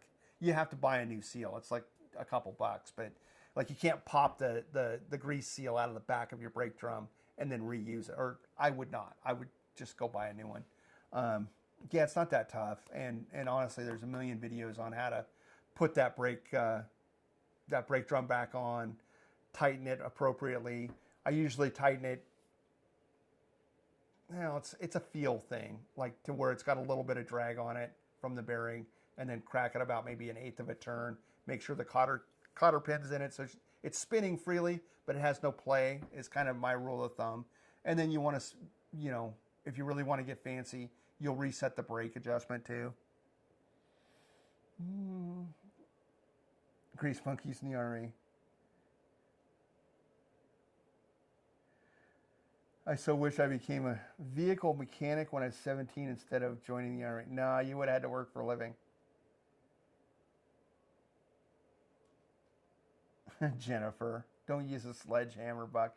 No, Buck just, what did he send? Oh, on that toolkit video I made, he was teasing me about using a sledgehammer. No, I forgot I even made that video. But what do you guys think? Anybody watch that video? I thought it was okay. I thought I put my camera like right in the middle of everything, so it was like one of these deals. But I think it's important. Like when you guys go camping, are you packing tools? You know, and again, somebody in the chat here commented when I made that video, and they were dead accurate, which is there's a trade-off. You know, I'm carrying about 40 or 50 pounds in that toolbox. You know, and you could probably, that pre-made toolkit, which I think is perfectly serviceable for most things, is probably 20 pounds, 25 pounds. But anyway, they made a comment that they don't carry that many tools because of the weight in their vehicle. And you know what? That's a completely valid thing. As long as you take some hand tools so that when something breaks, you do have some sort of chance to fix whatever it is. Moved to Newcastle. Brad Howell's the best mechanic I have ever seen. He's so thorough. Oh, thanks, Jennifer. That's very kind. They're marginal, by the way. Not mediocre. They're marginal. In fact, my friend Kirby, I don't think I've ever showed this on camera. Let's see if this shows up. You guys see? If you watch the Kirby walkthrough, let me see if I can see it. Yeah. There's even a marginal content coffee mug. Sorry, it's weird looking at the YouTube display to try to check the comments because it's on you guys are on a delay. And since Kirby made that coffee mug, marginal's even spelled correctly. Now I've gone down these rabbit holes of the servicing things and the tool video. But yeah, I thought, because a lot of times I'll make some of these videos and I feel like I try to cover too much ground versus it's hard for me to figure out, like, when you're making a video, should I just make it on one very little specific thing? And I feel like sometimes that's kind of the niche to do versus some of these, you just bite off more than you can chew, honestly. You know, if you've ever watched one of my travel videos, I'm definitely trying to cover way too much stuff, and it's frustrating. Trust me, as frustrating as it is to watch my videos, it's much more frustrating for me to make them. Let's see. Fiberglass brands. What do we got in the thing? Caravan serviced in 700 is what it cost him.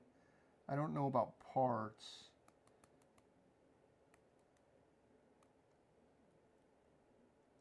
Come on, Buck. It's the world sport. It's everybody but America and Australia loves freaking soccer. That's really true, right? Can't stand that game. Yeah, it wasn't. As soccer matches go, it was not very inspiring. There was guys laying down on the field. They're taking hydration breaks. You know, I checked the weather, Buck. That game was played. Seattle's about 4 hours from where I live, and it's a beautiful day here. So I was like, God, are they having a heat wave there? And so in each half, halfway through the half, they took a hydration break. It's like, we're not playing in Abu Dhabi. This is freaking Seattle, United States of America. It's like 80 degrees here, which I think is like, what, 25 or 30 there? You know, in Celsius? I don't know. But yeah, I was like, yeah, whatever. I don't know. Well, in the USA, obviously. USA and Australia both apparently have pretty sucky soccer teams.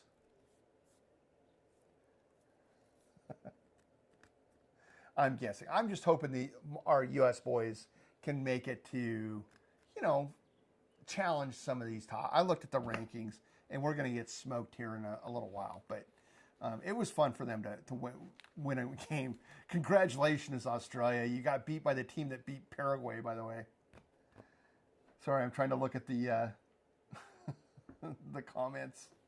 You guys are getting me sidetracked. Camping adventures. So, Buck, you missed this, but Dana and I will be on the road next week. We're leaving Wednesday. I'm going to try to do a Friday stream on the road. We'll see. I'm going to take this little GoPro camera with us, my webcam, and try to set up a stream remotely, just because I enjoy doing this. And it's, as you're aware, it's kind of dead easy to do this stream stuff, other than I logged in like an hour early because I was trying to do something and all of a sudden it was live. But anyway, that aside, we're going to be on the road for the next 2 or 3 weeks, and I'm going to try to do the Friday streams. I'll put them up, but we got the Starlink now. I got the setup, so we'll see what I can do and make it a reality. Yeah, see, I don't know if I'm getting my comments full on here. An hour. And it's 5 o'clock here. There was things I actually wanted to cover. Let's see. Yeah, we'll be on the road. It'll be fun. Oh, yeah, you beat me to it, Buck. I was going to talk about the U.S. kicking Australia's ass. Not that anybody cares. Real soccer fans are worried about what Spain and Portugal and, you know, half of South America is working on. I'm sorry, I'm looking through my notes here on make sure I didn't miss anything of my talking points for this stream. Yeah, do you serve it? I guess I would be interested to know if folks out there, I still got Timmy and Jennifer. I haven't seen some of these guys. Is Mike still on here? Blackers left. Are you guys in the chat? Are you guys servicing your own equipment? You know, like we'll do the Forerunner. I'll kind of vary stuff. We get the dealership will send us emails, send Dana emails about like cheap oil changes and stuff like that, and I'll go do that when it's available. But other than that, I do the service on the 4Runner. The transmission needed service here a couple months ago, and we actually had the dealership do that just because I didn't want to do it. But the obviously the Caravan, our RV.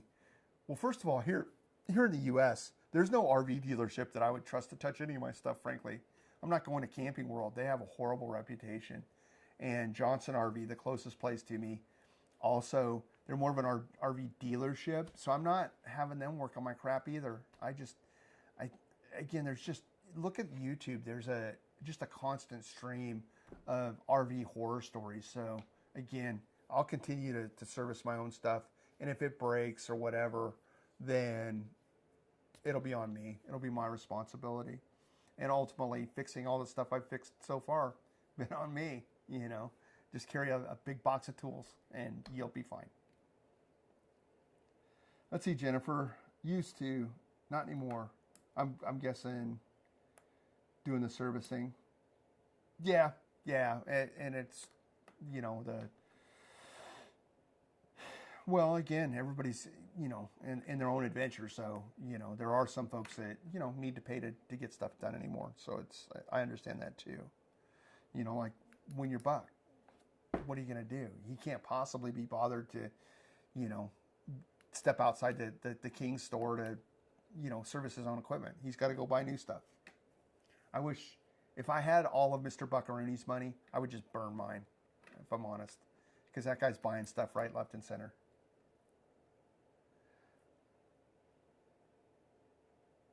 Learned a lot, Jennifer. Learned a lot. Yeah. You know, if you grow up in those, trying to decide between a King's or my Coolman fridge freezer before hitting the big smoke next week. Bye all. Hey Lynn, I hope you come up with something. Yeah, Lynn, I get the impression in Australia that everybody has a 12-volt fridge. And so my question would be kind of irrelevant to you guys. Does anybody run a propane fridge in Australia anymore? Is that not a thing? And does anybody have any suggestions for a 4.5 cubic foot 12-volt fridge that's an upright, that's not a chest refrigerator? I cannot find one. I'm thinking I'm gonna have to put an inverter in the when I do switch the refrigerator, because I'm not gonna replace my propane fridge with another one. I'll get a compressor, but I'm thinking I'm gonna have to buy a 4.5 cubic foot AC fridge, like 120 volt or 240 for you guys, but 120 volt to do what I want, you know, with an inverter on my battery. Oh, speaking of that, I was going to talk about some mods that Steve was doing. Have you guys seen?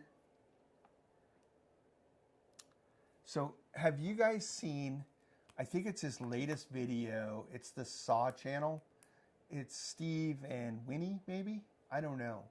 But, so I watched a video, and maybe I didn't finish it, but like 2 weeks ago, he posted a video where he had fully torn out the battery and maybe an inverter, an Egon power hub, and stuff just out of his truck, out of his ute, and was going to be replacing that stuff or rewiring it or something.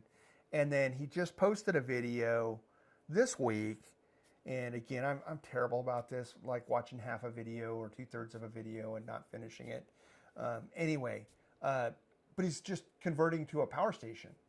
And I thought, you know, that's very prevalent where we are. In fact, that's, you know, if you're watching this, Steve or Buck or any of you guys that talk to him, that's how Dana and I have done it. They're like, I think it's much, much more popular down under, to probably just because of technology. Like you started it doing it one way before power stations were ever invented. But like when Dana and I started traveling a lot, obviously we have a Jackery, and I think Buck has one too, as our power station.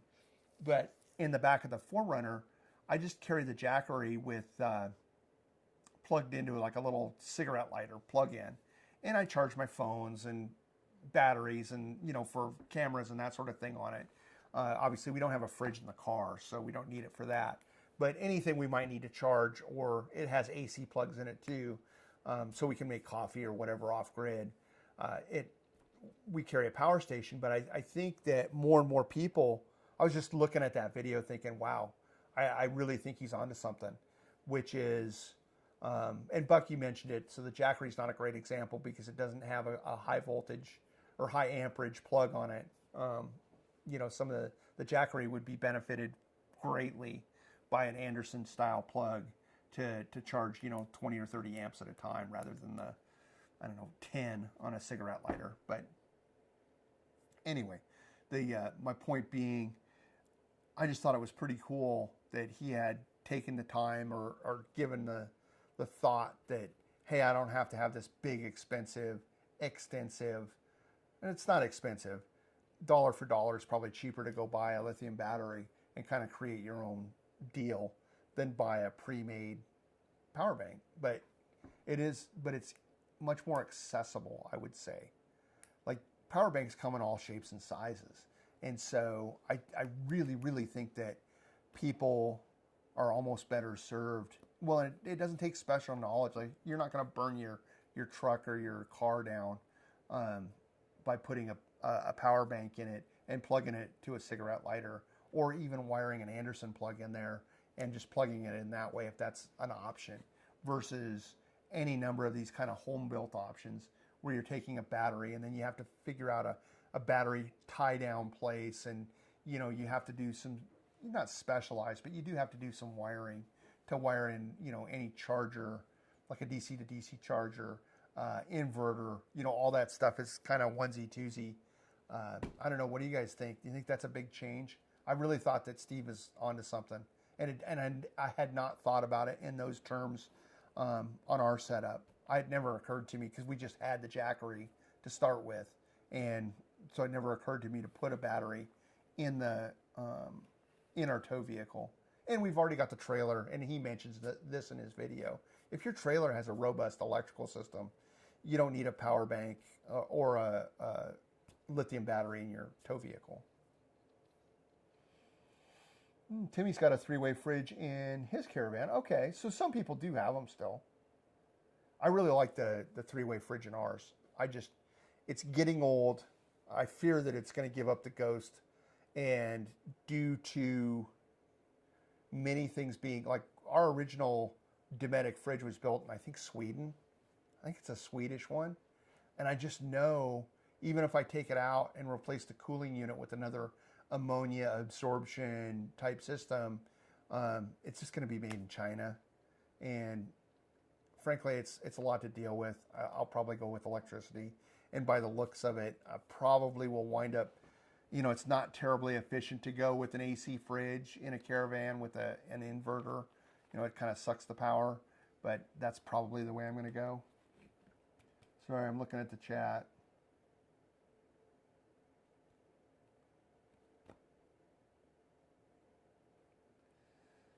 Jennifer G. Buck 20 kick and giggle this morning. Is that what you call it? Way better than mediocre, Jennifer. You are too kind. I'll remember that. All right. I think I've covered most of the stuff I was going to cover today. Again, I am super excited to see. So, Buck, are you gonna film some content at the Bear Crab thing? I think that's in a couple, 2 or 3 weeks. That'll be fun. I don't know if you were on the stream when I was talking about how envious I am of the events. Some of the events you guys have down there just look like, a great community. The latest being the Bear Crab. I think you do the Legends for Charity events as well. But again, what a cool thing to do for the folks that, in charity, obviously. I think the Bear Crab, is the Bear Crab one going to be the Hope in a Suitcase? Is that one of the beneficiaries of that deal? And anybody in the stream that is unaware, Mr. Buckaroni, Rob the Wanderer, several other creators get involved in a variety of charities helping animals. In this case, I think foster kids was your last one. which I really, really like. What do we got? Neighbor just got home about something. Oh, I'm sure it was high-level stuff, Buck. Don't worry, I was talking shit the whole time. I was talking trash about you, sir.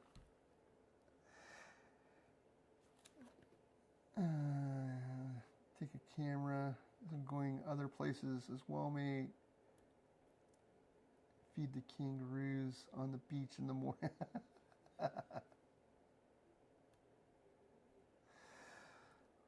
Anyway, yeah, like I said, I'm just jealous of you guys getting to go to the bear crab camp out. That looks great. Again, any stateside folks that have watched this stream, though, again, Dana and I will be at Bullard's Beach, outside Bend in Oregon, down on the coast, July 20th through the 27th. And so if you watch my videos, you will know how to spot us. We'll be in the old crappy Casita with the big awning that nobody else has. And, well, newly waterproof Casita. And I did get the awning put back on and all the stuff. In fact, we're it's kind of weird. We're like 4 or 5 days from, pulling up stakes and taking off.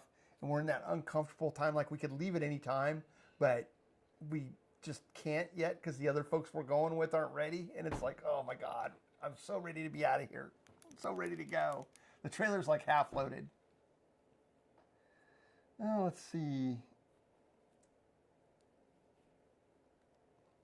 Rob doing something for the foster kid. Yeah, that's what I was talking about, is the Hope in a Suitcase. What a great charity. And I don't know about you, Buck, but some of the most traumatic, bad scenarios in my career, my old job, involved some of the kids that Rob's helping. And so that means a lot to me. I mean, like being frank and honest, looking right in the camera, it's some of the most horrendous circumstances I've dealt with in my life, involved, children who were in, custody basically, or, placed in foster care. That is no place you want your kids involved in. But yeah, the folks that deal with kids in those circumstances are real heroes, and people who give to charities for those really tug at my heartstrings, because those kids have absolutely nothing.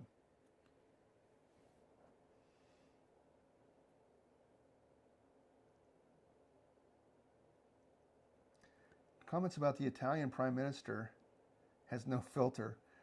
Well, I think I know the Italian Prime Minister. Isn't she kind of an attractive lady? So I can only imagine. No, I don't listen to Trump's comments on anything.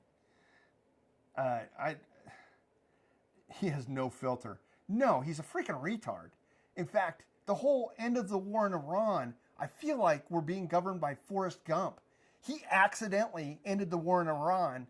It's like, oh, okay, well, we lost, so let's just give them what they want and we'll move on. Which ultimately, much like a Forrest Gump scenario, we're all going to kind of benefit from that.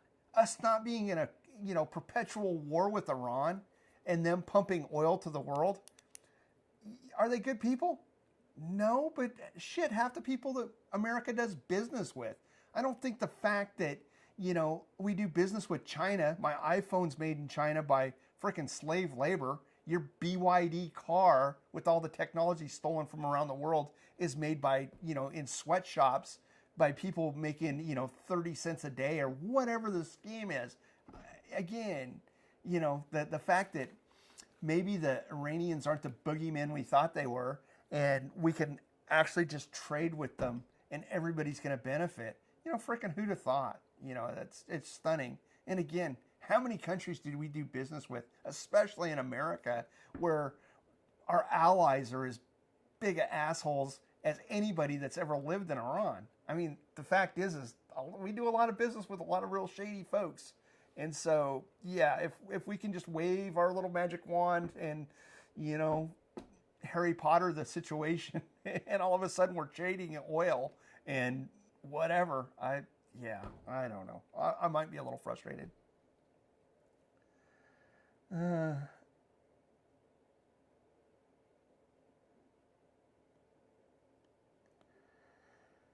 Good burgers at the Barra Crab, Jennifer. I think Aussies still like the Yanks. That's about it now. Can't wait. Yeah. Yeah, that's the only drag about... in fact, Buck, you probably missed it, but I was talking about some of the events that Dana and I go to pretty regularly, which are the gatherings of other fiberglass RV people. Really cool events. They don't have the same group mentality or group activities that you guys do. They have different ones, but they're still really fun, and certainly no charity aspect. But it is interesting to see the difference. Jennifer, I think Yanks are great. Trump is a dude. He's outrageous. Yeah, outrageous is a word. Again, I would probably use a retard with a capital R. Again, it feels like we're being governed by Forrest Gump, who doesn't really understand what's going on and just kind of does stuff and just kind of works out. And it's horrible. I don't know what to tell you guys. I apologize to the world. Sorry, I'm reading yeah, we're taking definitely a left turn with any Trump comments. I really do not want to talk about politics. And I feel like anybody else tuning into this, I've only had a couple people from, let me go back in the chat here, because he was commenting. I feel like Mike's probably dropped off, which, Mike, you can just call me if you haven't. And Craig, you commented. We've got, what do you guys think about guests? I'm trying to, that is something you can work on. Bring up the subject of doing a little charity thing.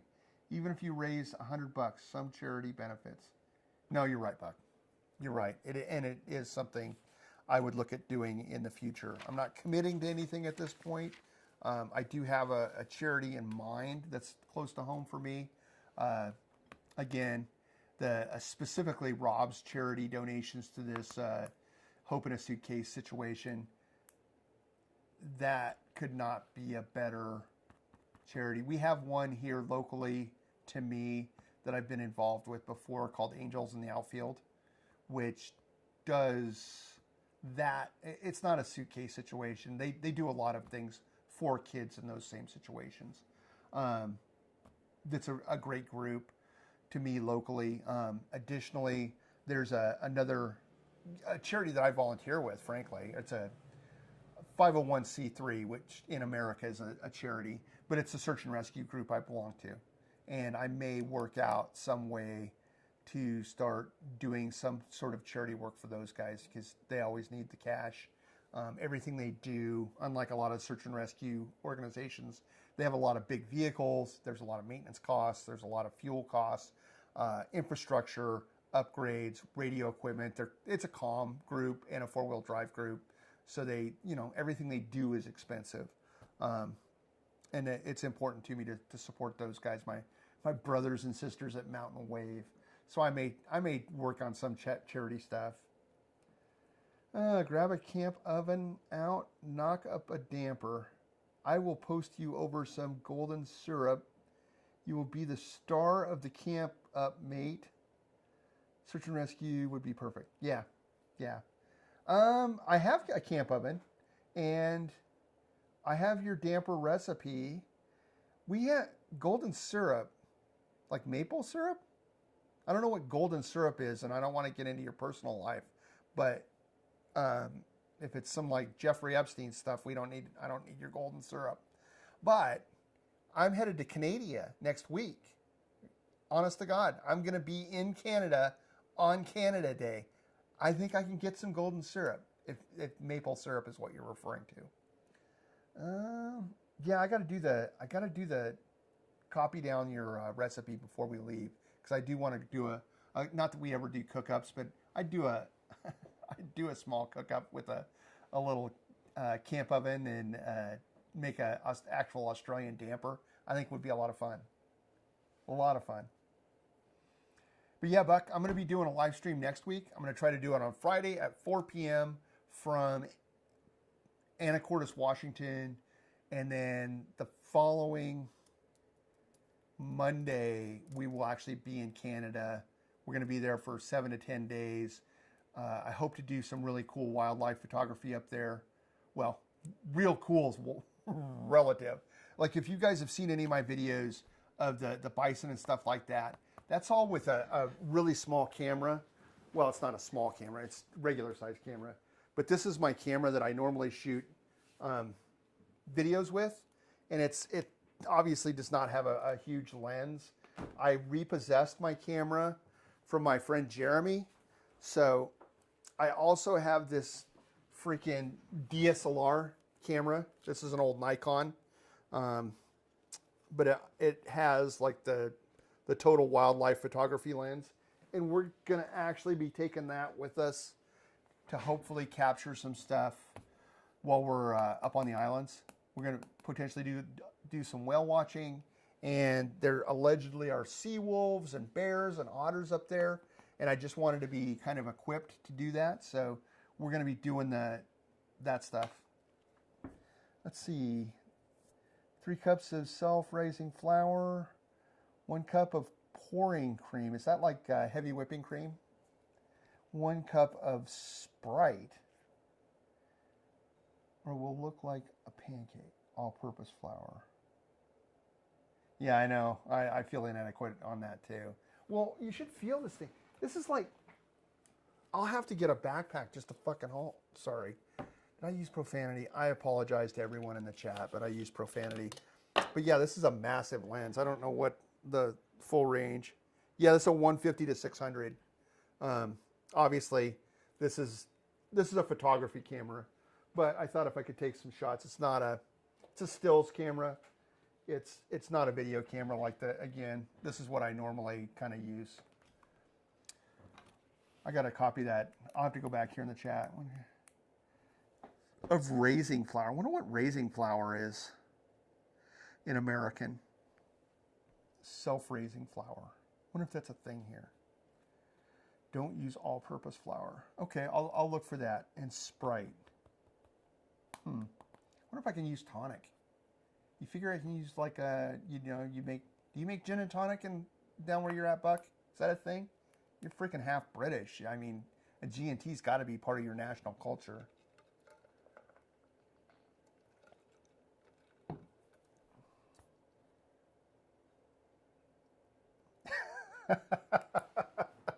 Yeah, I hope so.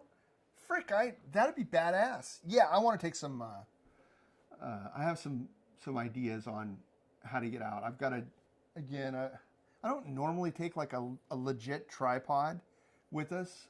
You know, for this camera, it's just almost like a selfie stick it's like a glorified selfie stick tripod. You know, because at the end of the day, it doesn't weigh a ton. You know, this camera this is actually the microphone that's normally on this camera. So it's, you know, pretty doable with, you know, just a little cheapie. I think I have a little Ulanzi.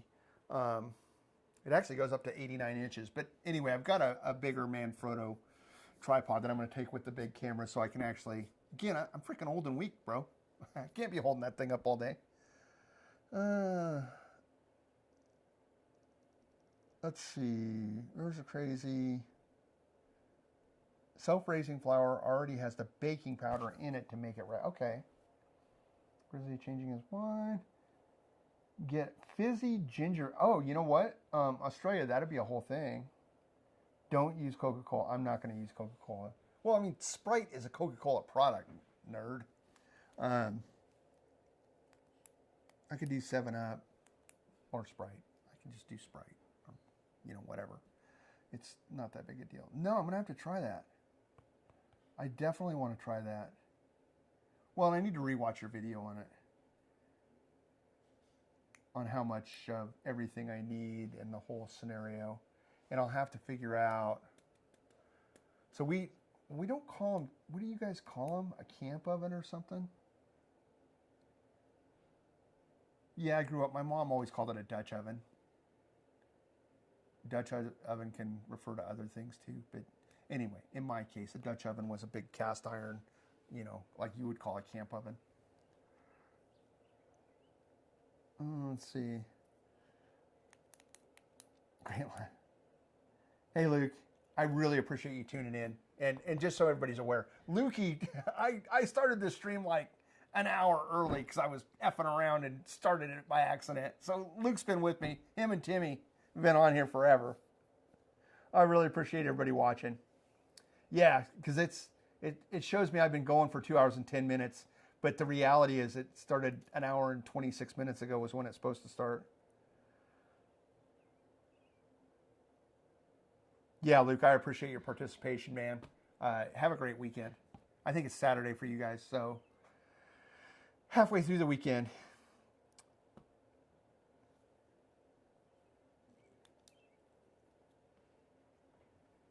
All right. But anyway, I think that covers most everything I had for this week. You know, I talked a little bit about the video with the toolbox. If you guys have any questions, you know, again, I carry basic hand tools. That's, I guess, is a question I have for the chat.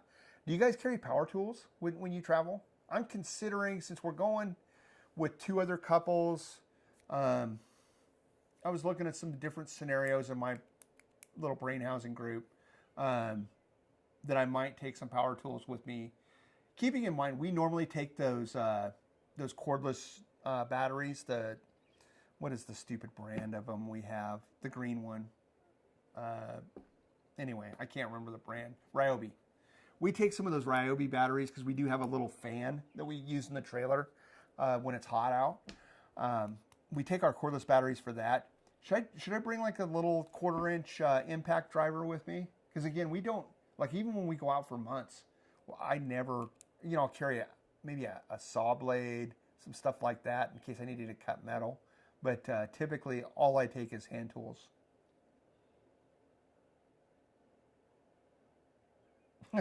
You're supposed to be cleaning the fridges out. Yeah, I'm gonna wrap this up soon, Buck. You take a Ryobi drill and impact. Yeah, that's what I'm thinking. I'm thinking I might just do that. A couple bits, that sort of thing. Again, you know, the fact of the matter is, I advocate that you carry tools, but you can't carry so many tools that you can fix everything. It's just not possible. And it's one of those things that is diminishing returns. I believe in carrying a basic toolkit, and that can mean a lot of different things to a lot of different people. But to me, that's kind of what I put in the video. And I think I'm gonna take your record or do what you do, Buck. And I've got a cordless drill, and I've got that little 1/4-inch impact driver that kind of fit in that little case. And I think I might just do that. Oh, that's a really good idea for the screw-in tent pegs. Yeah, I might go and I'm going to try to figure something out like that. I don't have screw-in tent pegs, but I think I'm going to try to fab.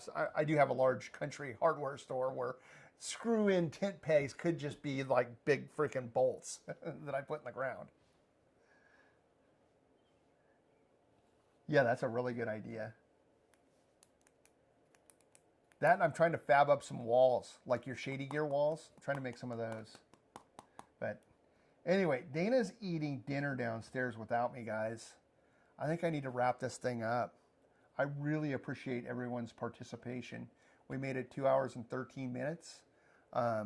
Again, I couldn't be happier with doing the stream. I really enjoy the interaction. Hopefully, if you've tuned in from America, you didn't get too waylaid. We had some really good conversation from folks here in the United States. I know there's one guy from South Carolina that was in the chat, and I hope that we got your stuff answered. And of course, my friend Mike Vermace was in it. But yeah, like I said, I really appreciate everybody's participation, and of course, all of my Buckaroony folks. I love to see you guys. Hope to see you in a chat soon. Buck, you're doing a great job with the chat being at a normal hour. You got to talk to Rob. I tried to tune into his thing, only with the time difference. It was like 1 o'clock in the morning my time.